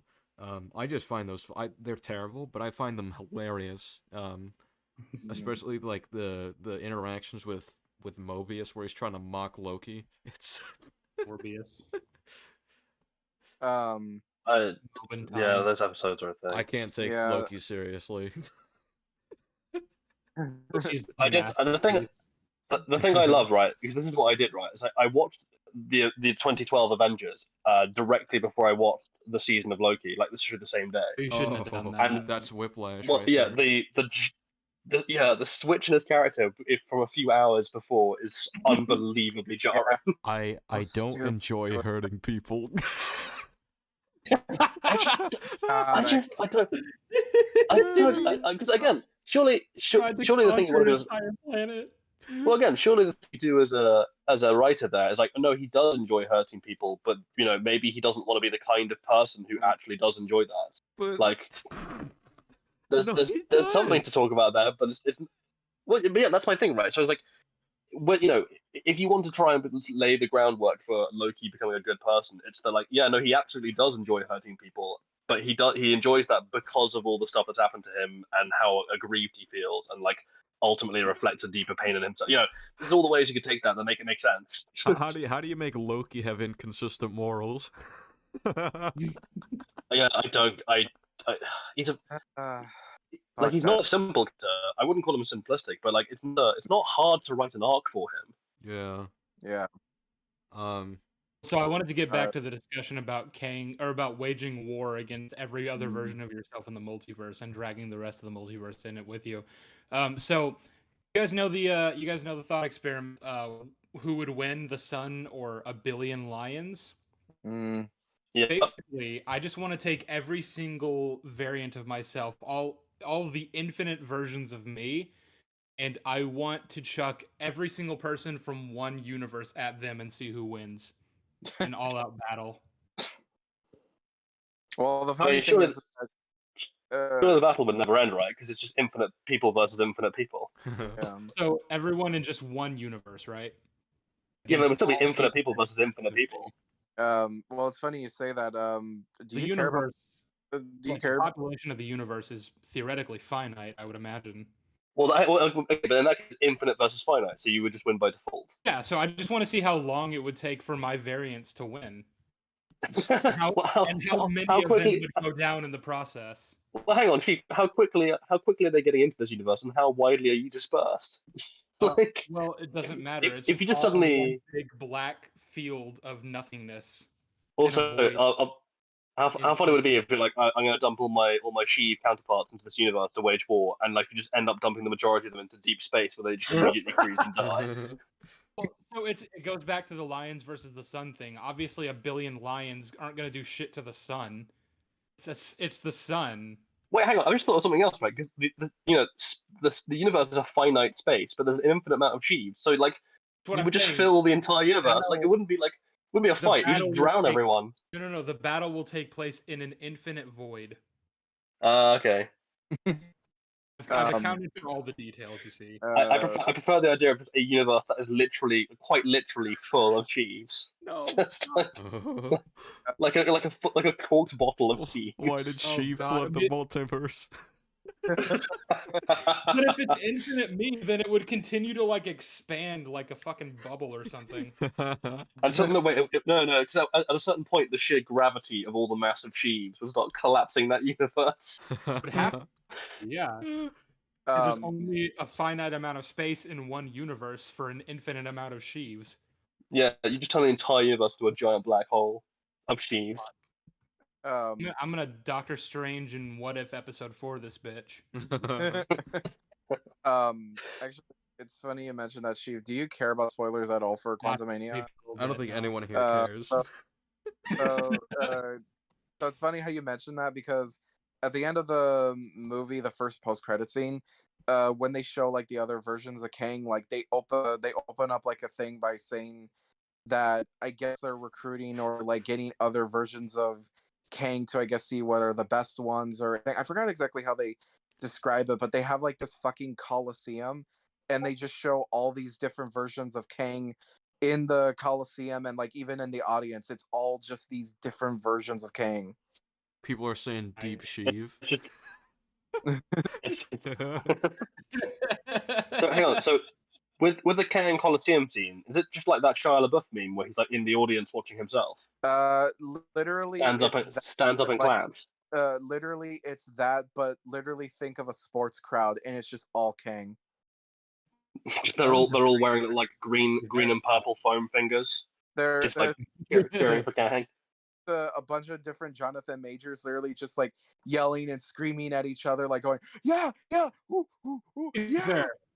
Be fair, they could make some fun scenes with stuff like that. Like imagine there's just like a scene where generic superhero from the Marvel movies gets dropped into like a gladiator pit with a version of Kang, and everyone in the stands is just a Kang, and they're all rooting for Kang. I kind of almost am wondering, is that maybe what's going to happen in some of the later movies? Is that maybe some of them will be like recruited? Maybe that'll be Secret Wars? Maybe just a different version of it?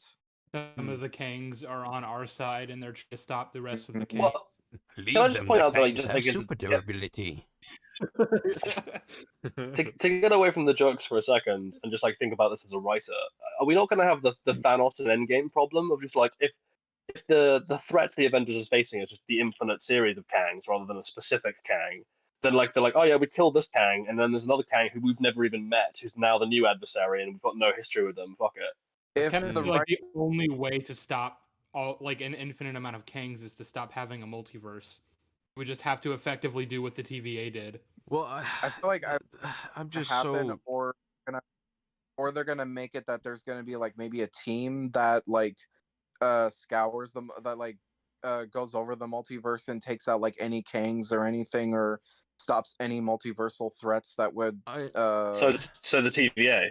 Yeah, So just literally the exact- TVA. This is this is where I'm lost at.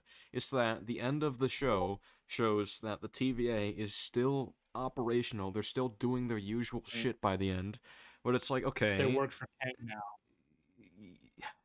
but The they're way- still trying to like, maintain Well, the they were timeline, always right? working. They were always working for Kang. But they didn't know it. Now it looks like they know it. There's literally a statue. I guess the of Kang, confusion is erected. like, so they try to justify why there's multiverses without the TVA interfering, but then their justification stops working by the end. Like, I don't know.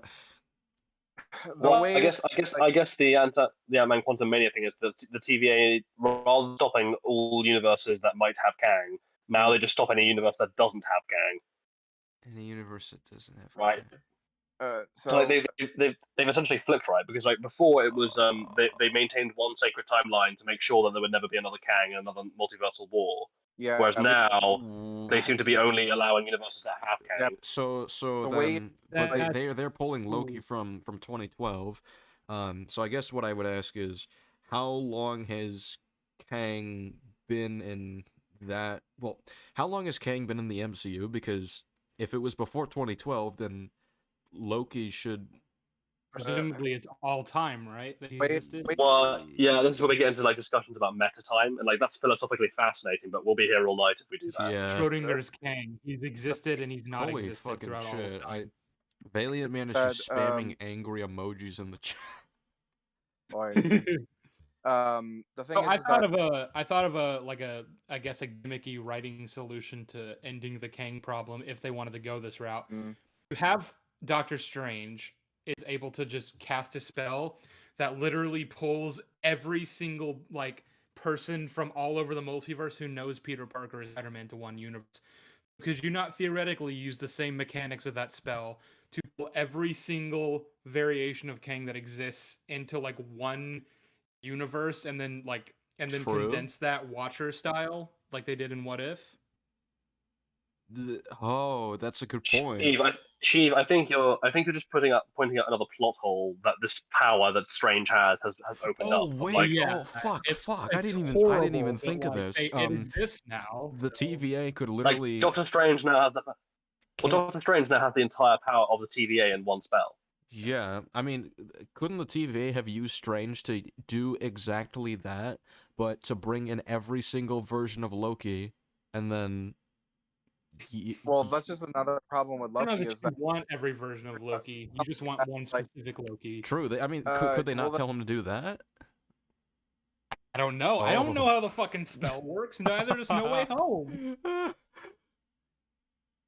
well, that's the thing, is that that's another problem with Loki, is that you have like all these, and I think I even brought it up in my video that I made, that it's like you have an entire organization A shitty of organization. people who are just humans, who are just like humans, and they just use these pointy sticks and everything to disperse people.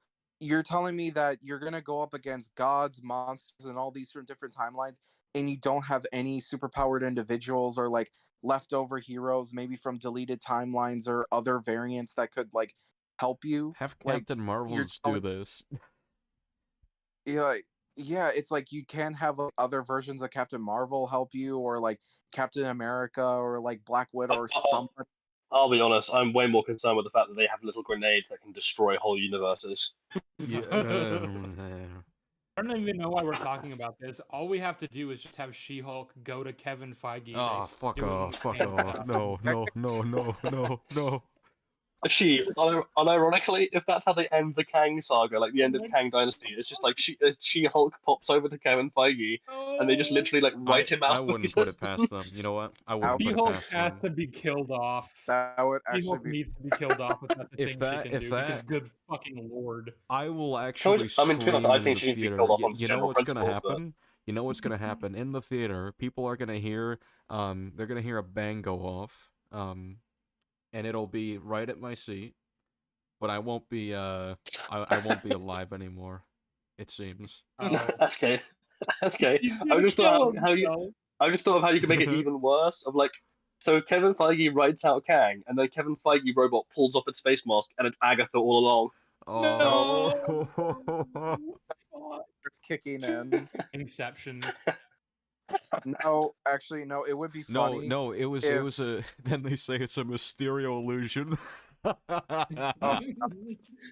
Wait, All and those then angel will be forgotten. no, and then it turns out that every character on screen is one of those abysmal Zack Schneideroid AI Twitter creations.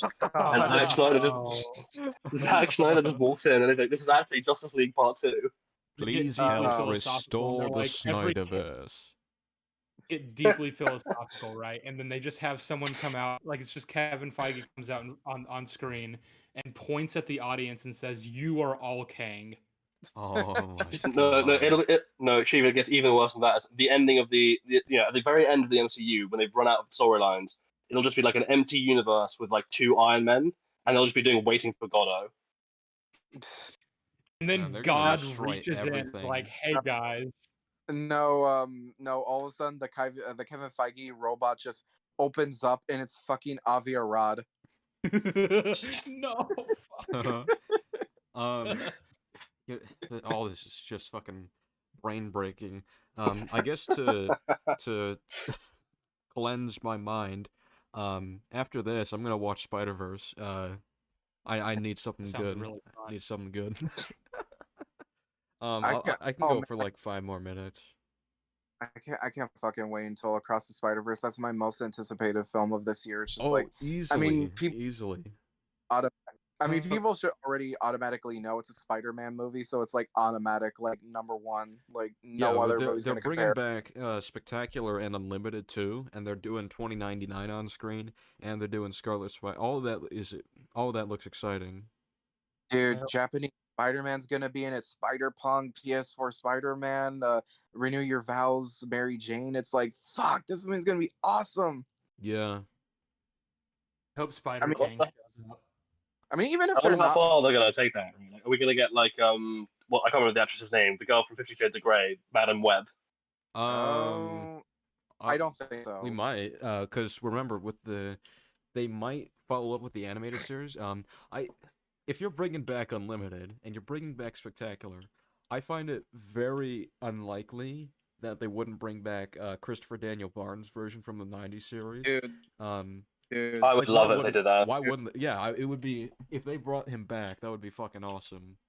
dude, wouldn't it be fucking cool if we had a No Way Home moment in one of the Spider-Verse movies, but instead of Toby, Andrew, and Tom, it's Daniel Barnes from the '90s series, Josh Keaton as Spectacular Spider-Man, and Neil Patrick Harris as Spider-Man. Like three from the MCU icons. show, yeah. Like that would be so awesome if they got like 3 icons for voice acting Spider-Man. I have Yeah. one very specific request. If they bring back 90 Spider-Man, it's my one very specific request. Is I want to know what the fuck happened with Mary Jane turning into a water monster in that show. Yeah. Yeah.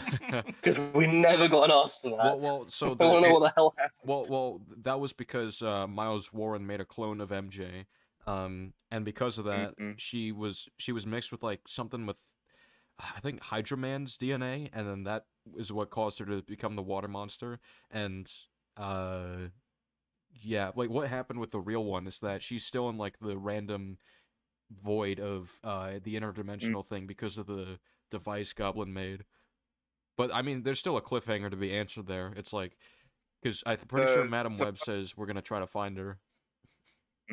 Supposedly, from what I heard from like the scripts that they were writing to like continue the series before it got canceled, apparently they said that they were gonna have like it was gonna be a dimension hopping season, and that like he was gonna find, I think, Mary Jane in like the medieval ages, or like in one location. They even said that I think they were gonna make it that Carnage was like Jack the Ripper in one episode.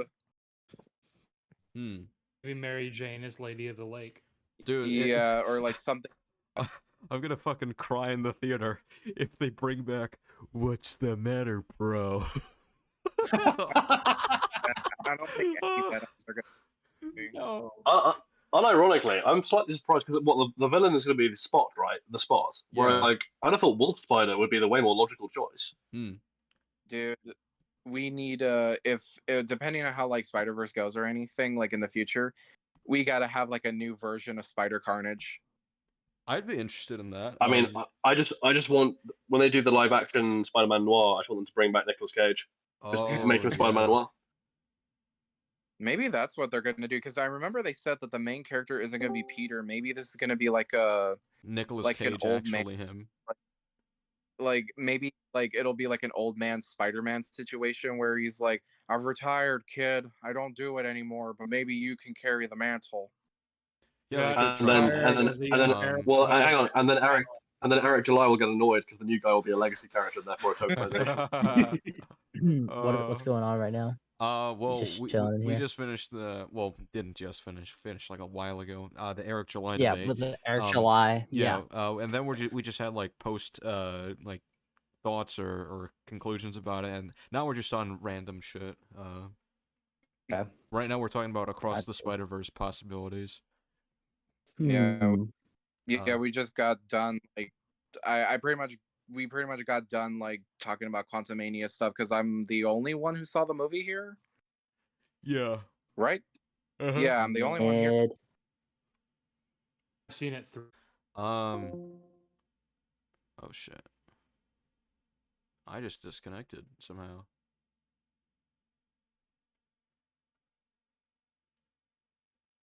No root. Okay. That is surprising. Come on. Come on.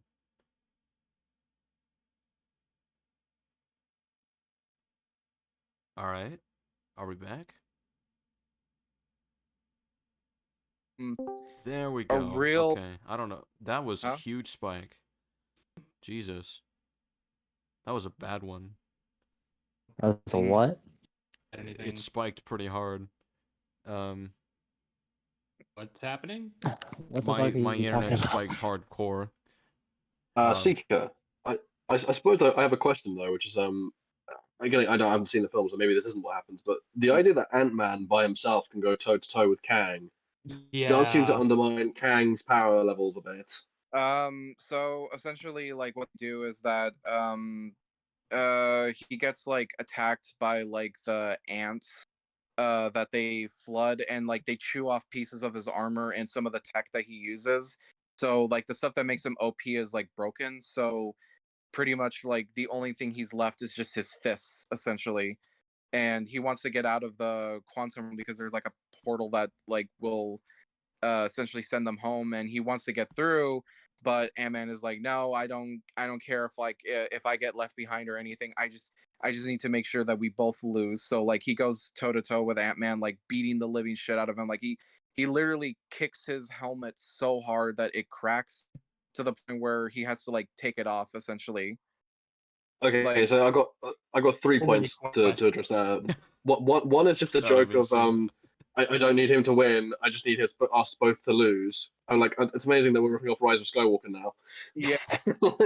Almost. The joke I was gonna make was why did the ants flood Kang's technology? Why didn't Kang speak ant? Well, I mean, that is the thing, right? Because they can shrink between summon suit, right? I mean, they've done it with Iron Well, hang Man. on, but there's a bigger problem there, which is that, like, okay, so apparently Kang is susceptible to being Zerg rushed by ants. The ants somehow- were at an arm's reach. Does Kang not have powers of his own? Because I've never been clear on that. The No, way- he's technologically augmented. yeah, he's like he just uses like tech that makes him borderline OP, but once you remove that tech, he's just a normal dude. Yeah, well, One if thing you I make just it don't without the tech, you understand shouldn't is have it. well, the thing I just don't understand is like how are the ants capable of like chewing through that shit? Yeah, how is Kang's armor susceptible to ants? They're ants that have evolved in like in a time pocket of the quantum realm for like potentially thousands to millions of years. And Okay, they're but also- my question would be like, because the universe is a big place, and there are civilizations, I'm sure, in the multiverse that have been around for millions of years. Could we not just Zerg rush Kang when he turns up? Like, just bomb rush him. Could the idea be not that it's like billions of years, like specifically just like that amount of time alone? Maybe it's the fact that they evolved that much in that specific space, like they evolved in the quantum realm. yeah, Maybe that's well, what made them that strong. Possibly, I don't fucking know.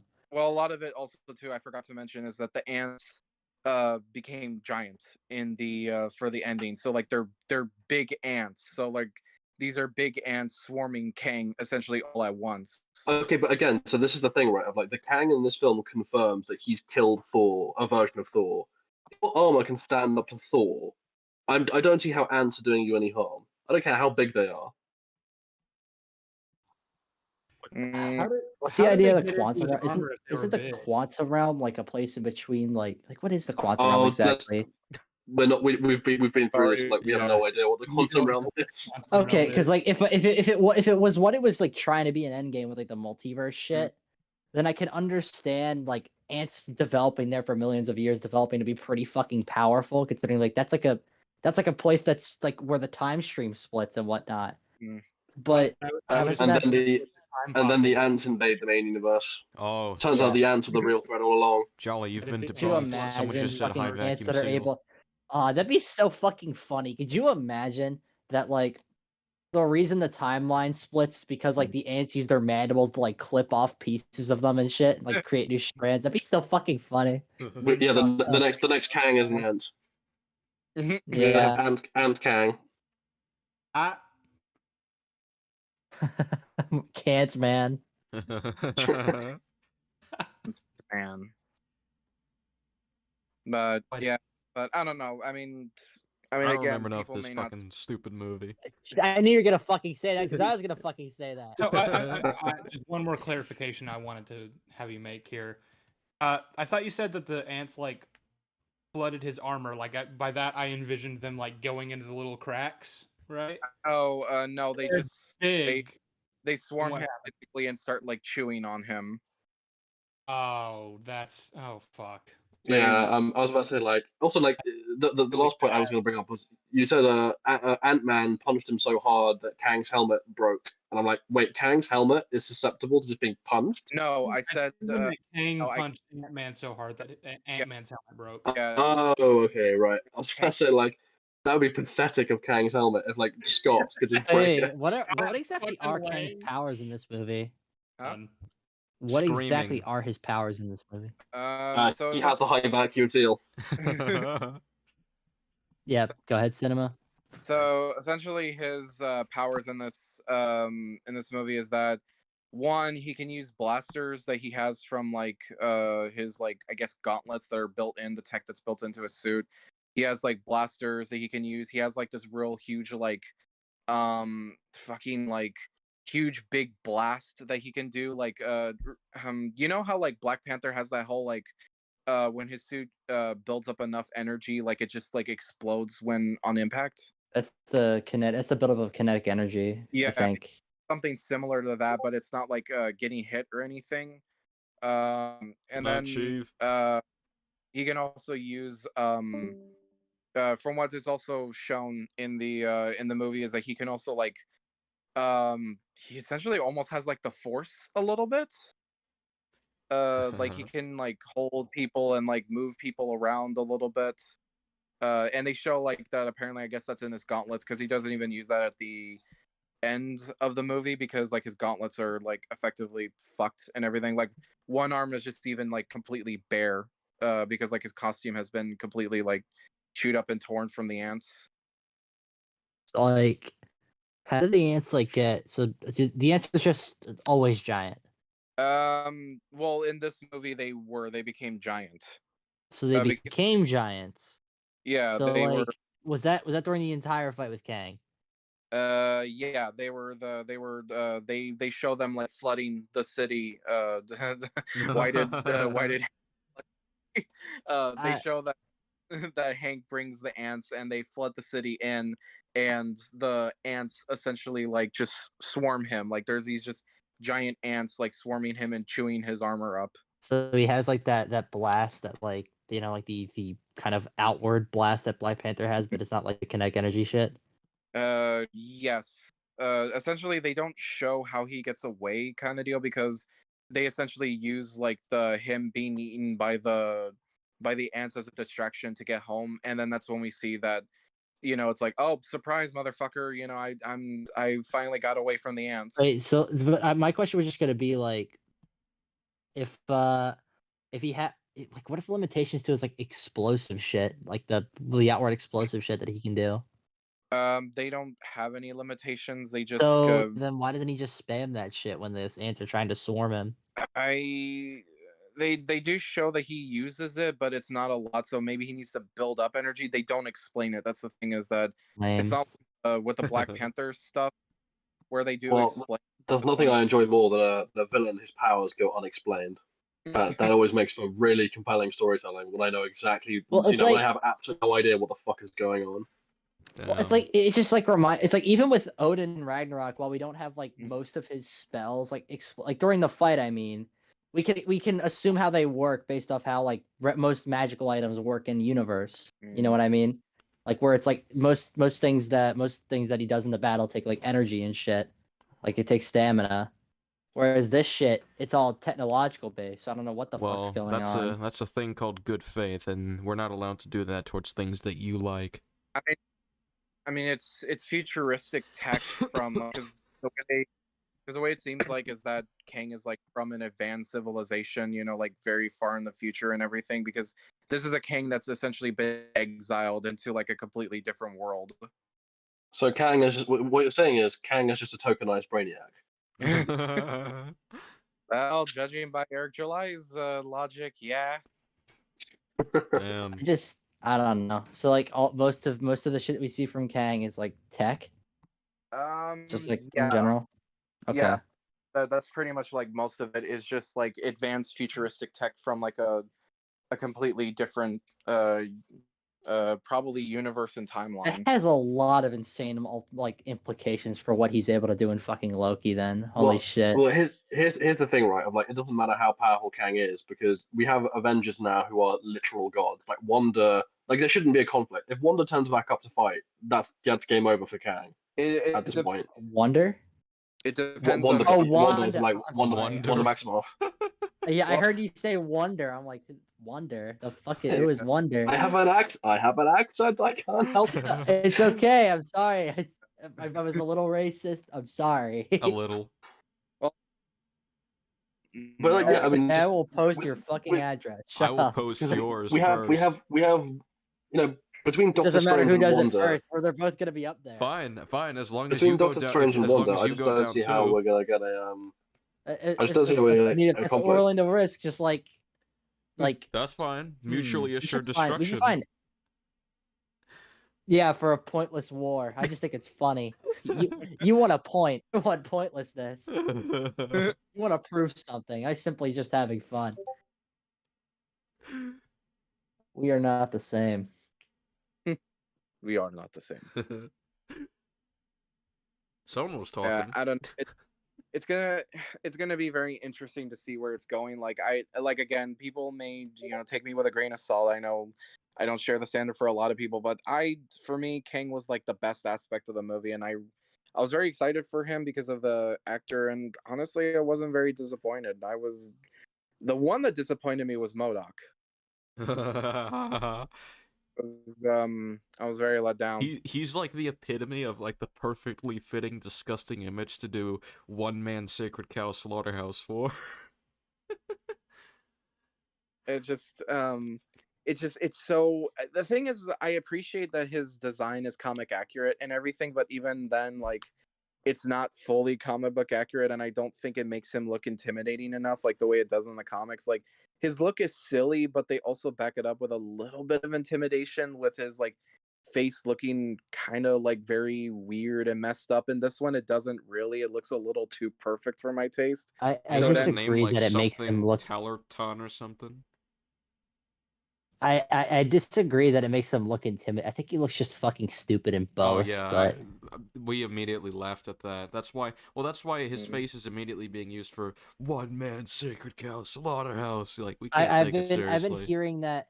I just want to like make a caption of like when he's like about to like blow himself up on Kang, and just like fucking like put the caption of "Last chance to look at me, Hector" or something. or comic legend when you criticize Spider-Man PS4.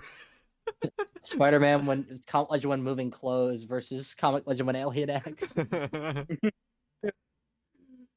Yeah, Alien X could have cured cancer, and Spider-Man could have stopped that robbery. Uh-huh. Just I feel silence. like the other one we're gonna get is just a picture of Kang with underneath the "I don't care to argue that." I'm sorry, man. but I Luffy is don't care. tokenized Mr. Fantastic. I mean, funny thing about that is Brazilian. Well, Uh, it's funny because during the Eric July debate, he was trying to say that Miles is basically the same, and he tried to appeal to Power Set. I'm like, okay, well, his Venom Blast isn't the same, and he's tried to say, yeah, well, that's been done before. I'm like, by Peter? It's like, well, no, by other Spider people. It's like, okay, is that how like far who? we're extending? Well, Well, it's like by that it's like by that logic, it's like, Well, by that logic, that's Luffy just is so fucking tokenized dumb. Mr. Fantastic.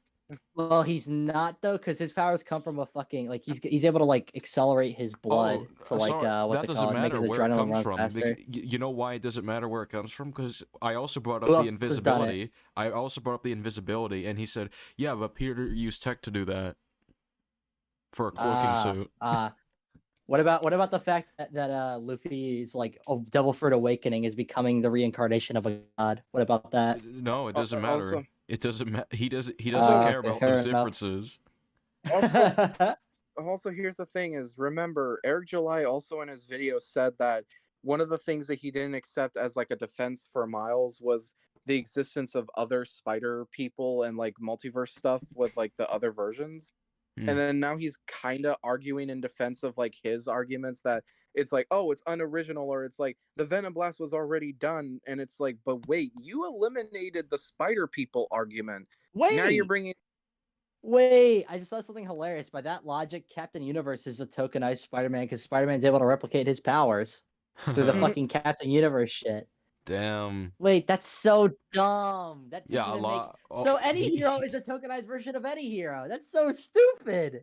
Yeah, a As lot. long as you can replicate the powers. Yeah, he was Well, making yes, a lot. every Of... single character is a tokenized. Guys, I tried Luffy to- is tokenized Flash because he can move at super speed. I tried Fucking I tried hell. to even like meet him halfway and be like, okay, so even if it's true that like the powers are the same, what about the person?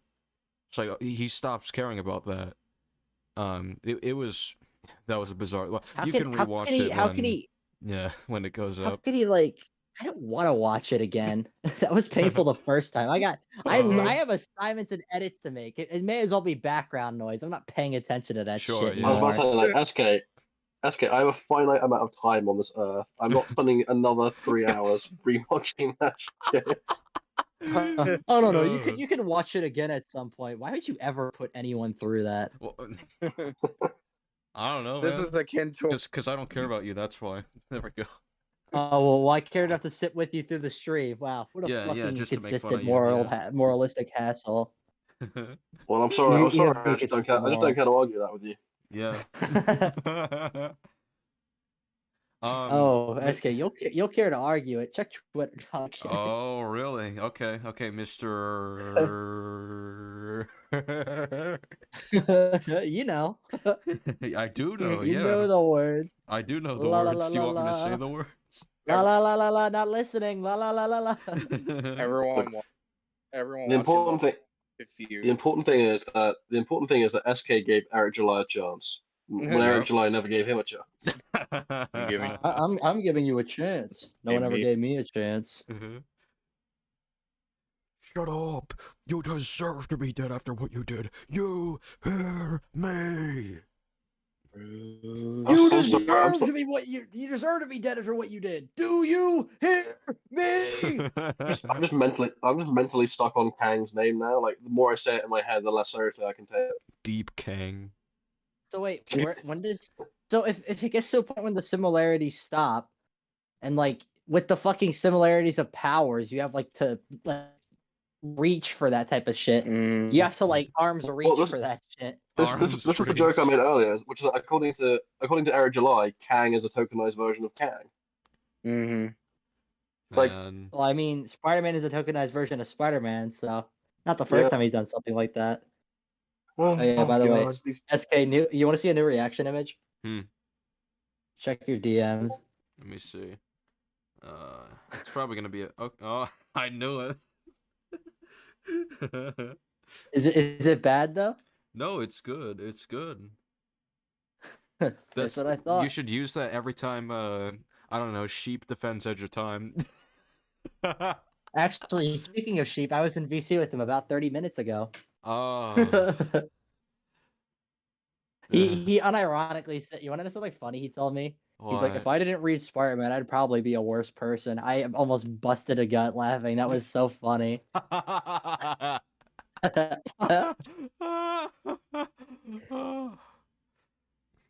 I mean, Bruh. I find it funny that Sheep was trying like to be like, oh well, SK doesn't understand Spider-Man because I pointed out how he was all like, yeah, you're saying the lives of a billion strangers matter more than my loved ones. It's like, what do you think self-sacrifice and great responsibility means? What was the whole point of what was the whole point of like your uncle dying, bro? What did he Yeah, teach you? The whole point was make sure nobody else goes through that. What was the point of the Spider-Man No More arc? What was the point of that? Uncle Ben died for his sins.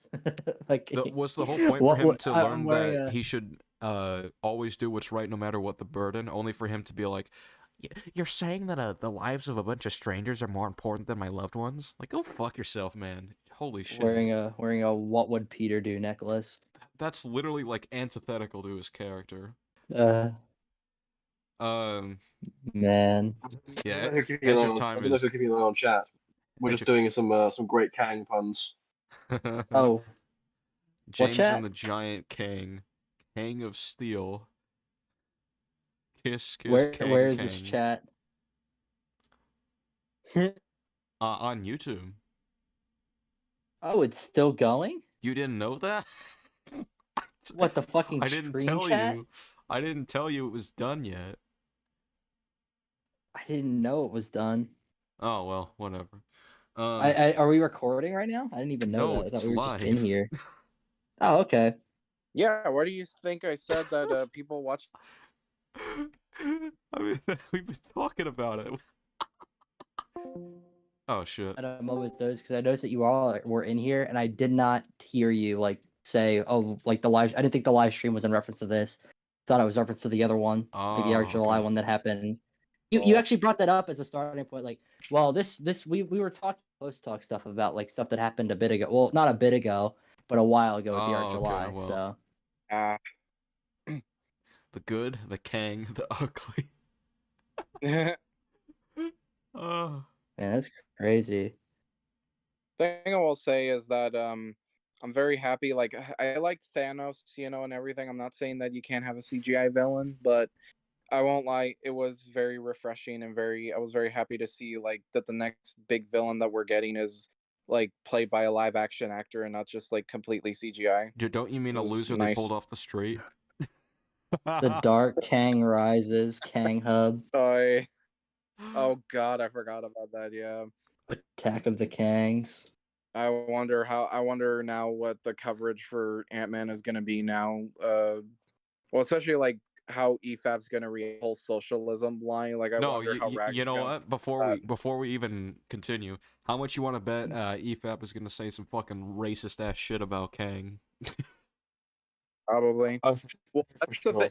That's why I said that implied earlier is that the thing that I'm not looking forward to with like the whole Kang stuff is I know there's going to be racists that are going to be saying because Oh, like absolutely. they show well one I mean automatically just already but like at the end of the movie like in the post credit scene like they show the Egyptian version of Kang and a very common racist meme amongst like a lot of racist people is the is making fun of black people that say that like oh in the Egyptian era black people they were kings and everything but they say it in a very racist manner we was kangs and sheet and they say it like kangs for like ebonics and everything so I know for a fact that is going to be used for racist memes Oh yeah. and it's very depressing that I know that's probably going to happen despite it just being like it should just be an innocent thing or just like oh hey that's really cool Uh-huh. like the first like when I saw that scene it didn't even pop in like oh that's pretty cool it literally popped into my head oh man people are going to have a fucking problem with this Yeah. that is very depressing. It's funny because before I saw that reply from Eric July, I was starting an episode of the 90s series, season 2, episode 1, and I was like 2 minutes in, and I just see him say like, "Oh yeah, I'll be live in 10." It's like, oh shit, I'm gonna pause that. So, on that note, I'm gonna 1 finish that, and 2 watch Spider-Verse to cleanse my head from all that. No. But this has been fun. Mhm. I All right, see you around, man.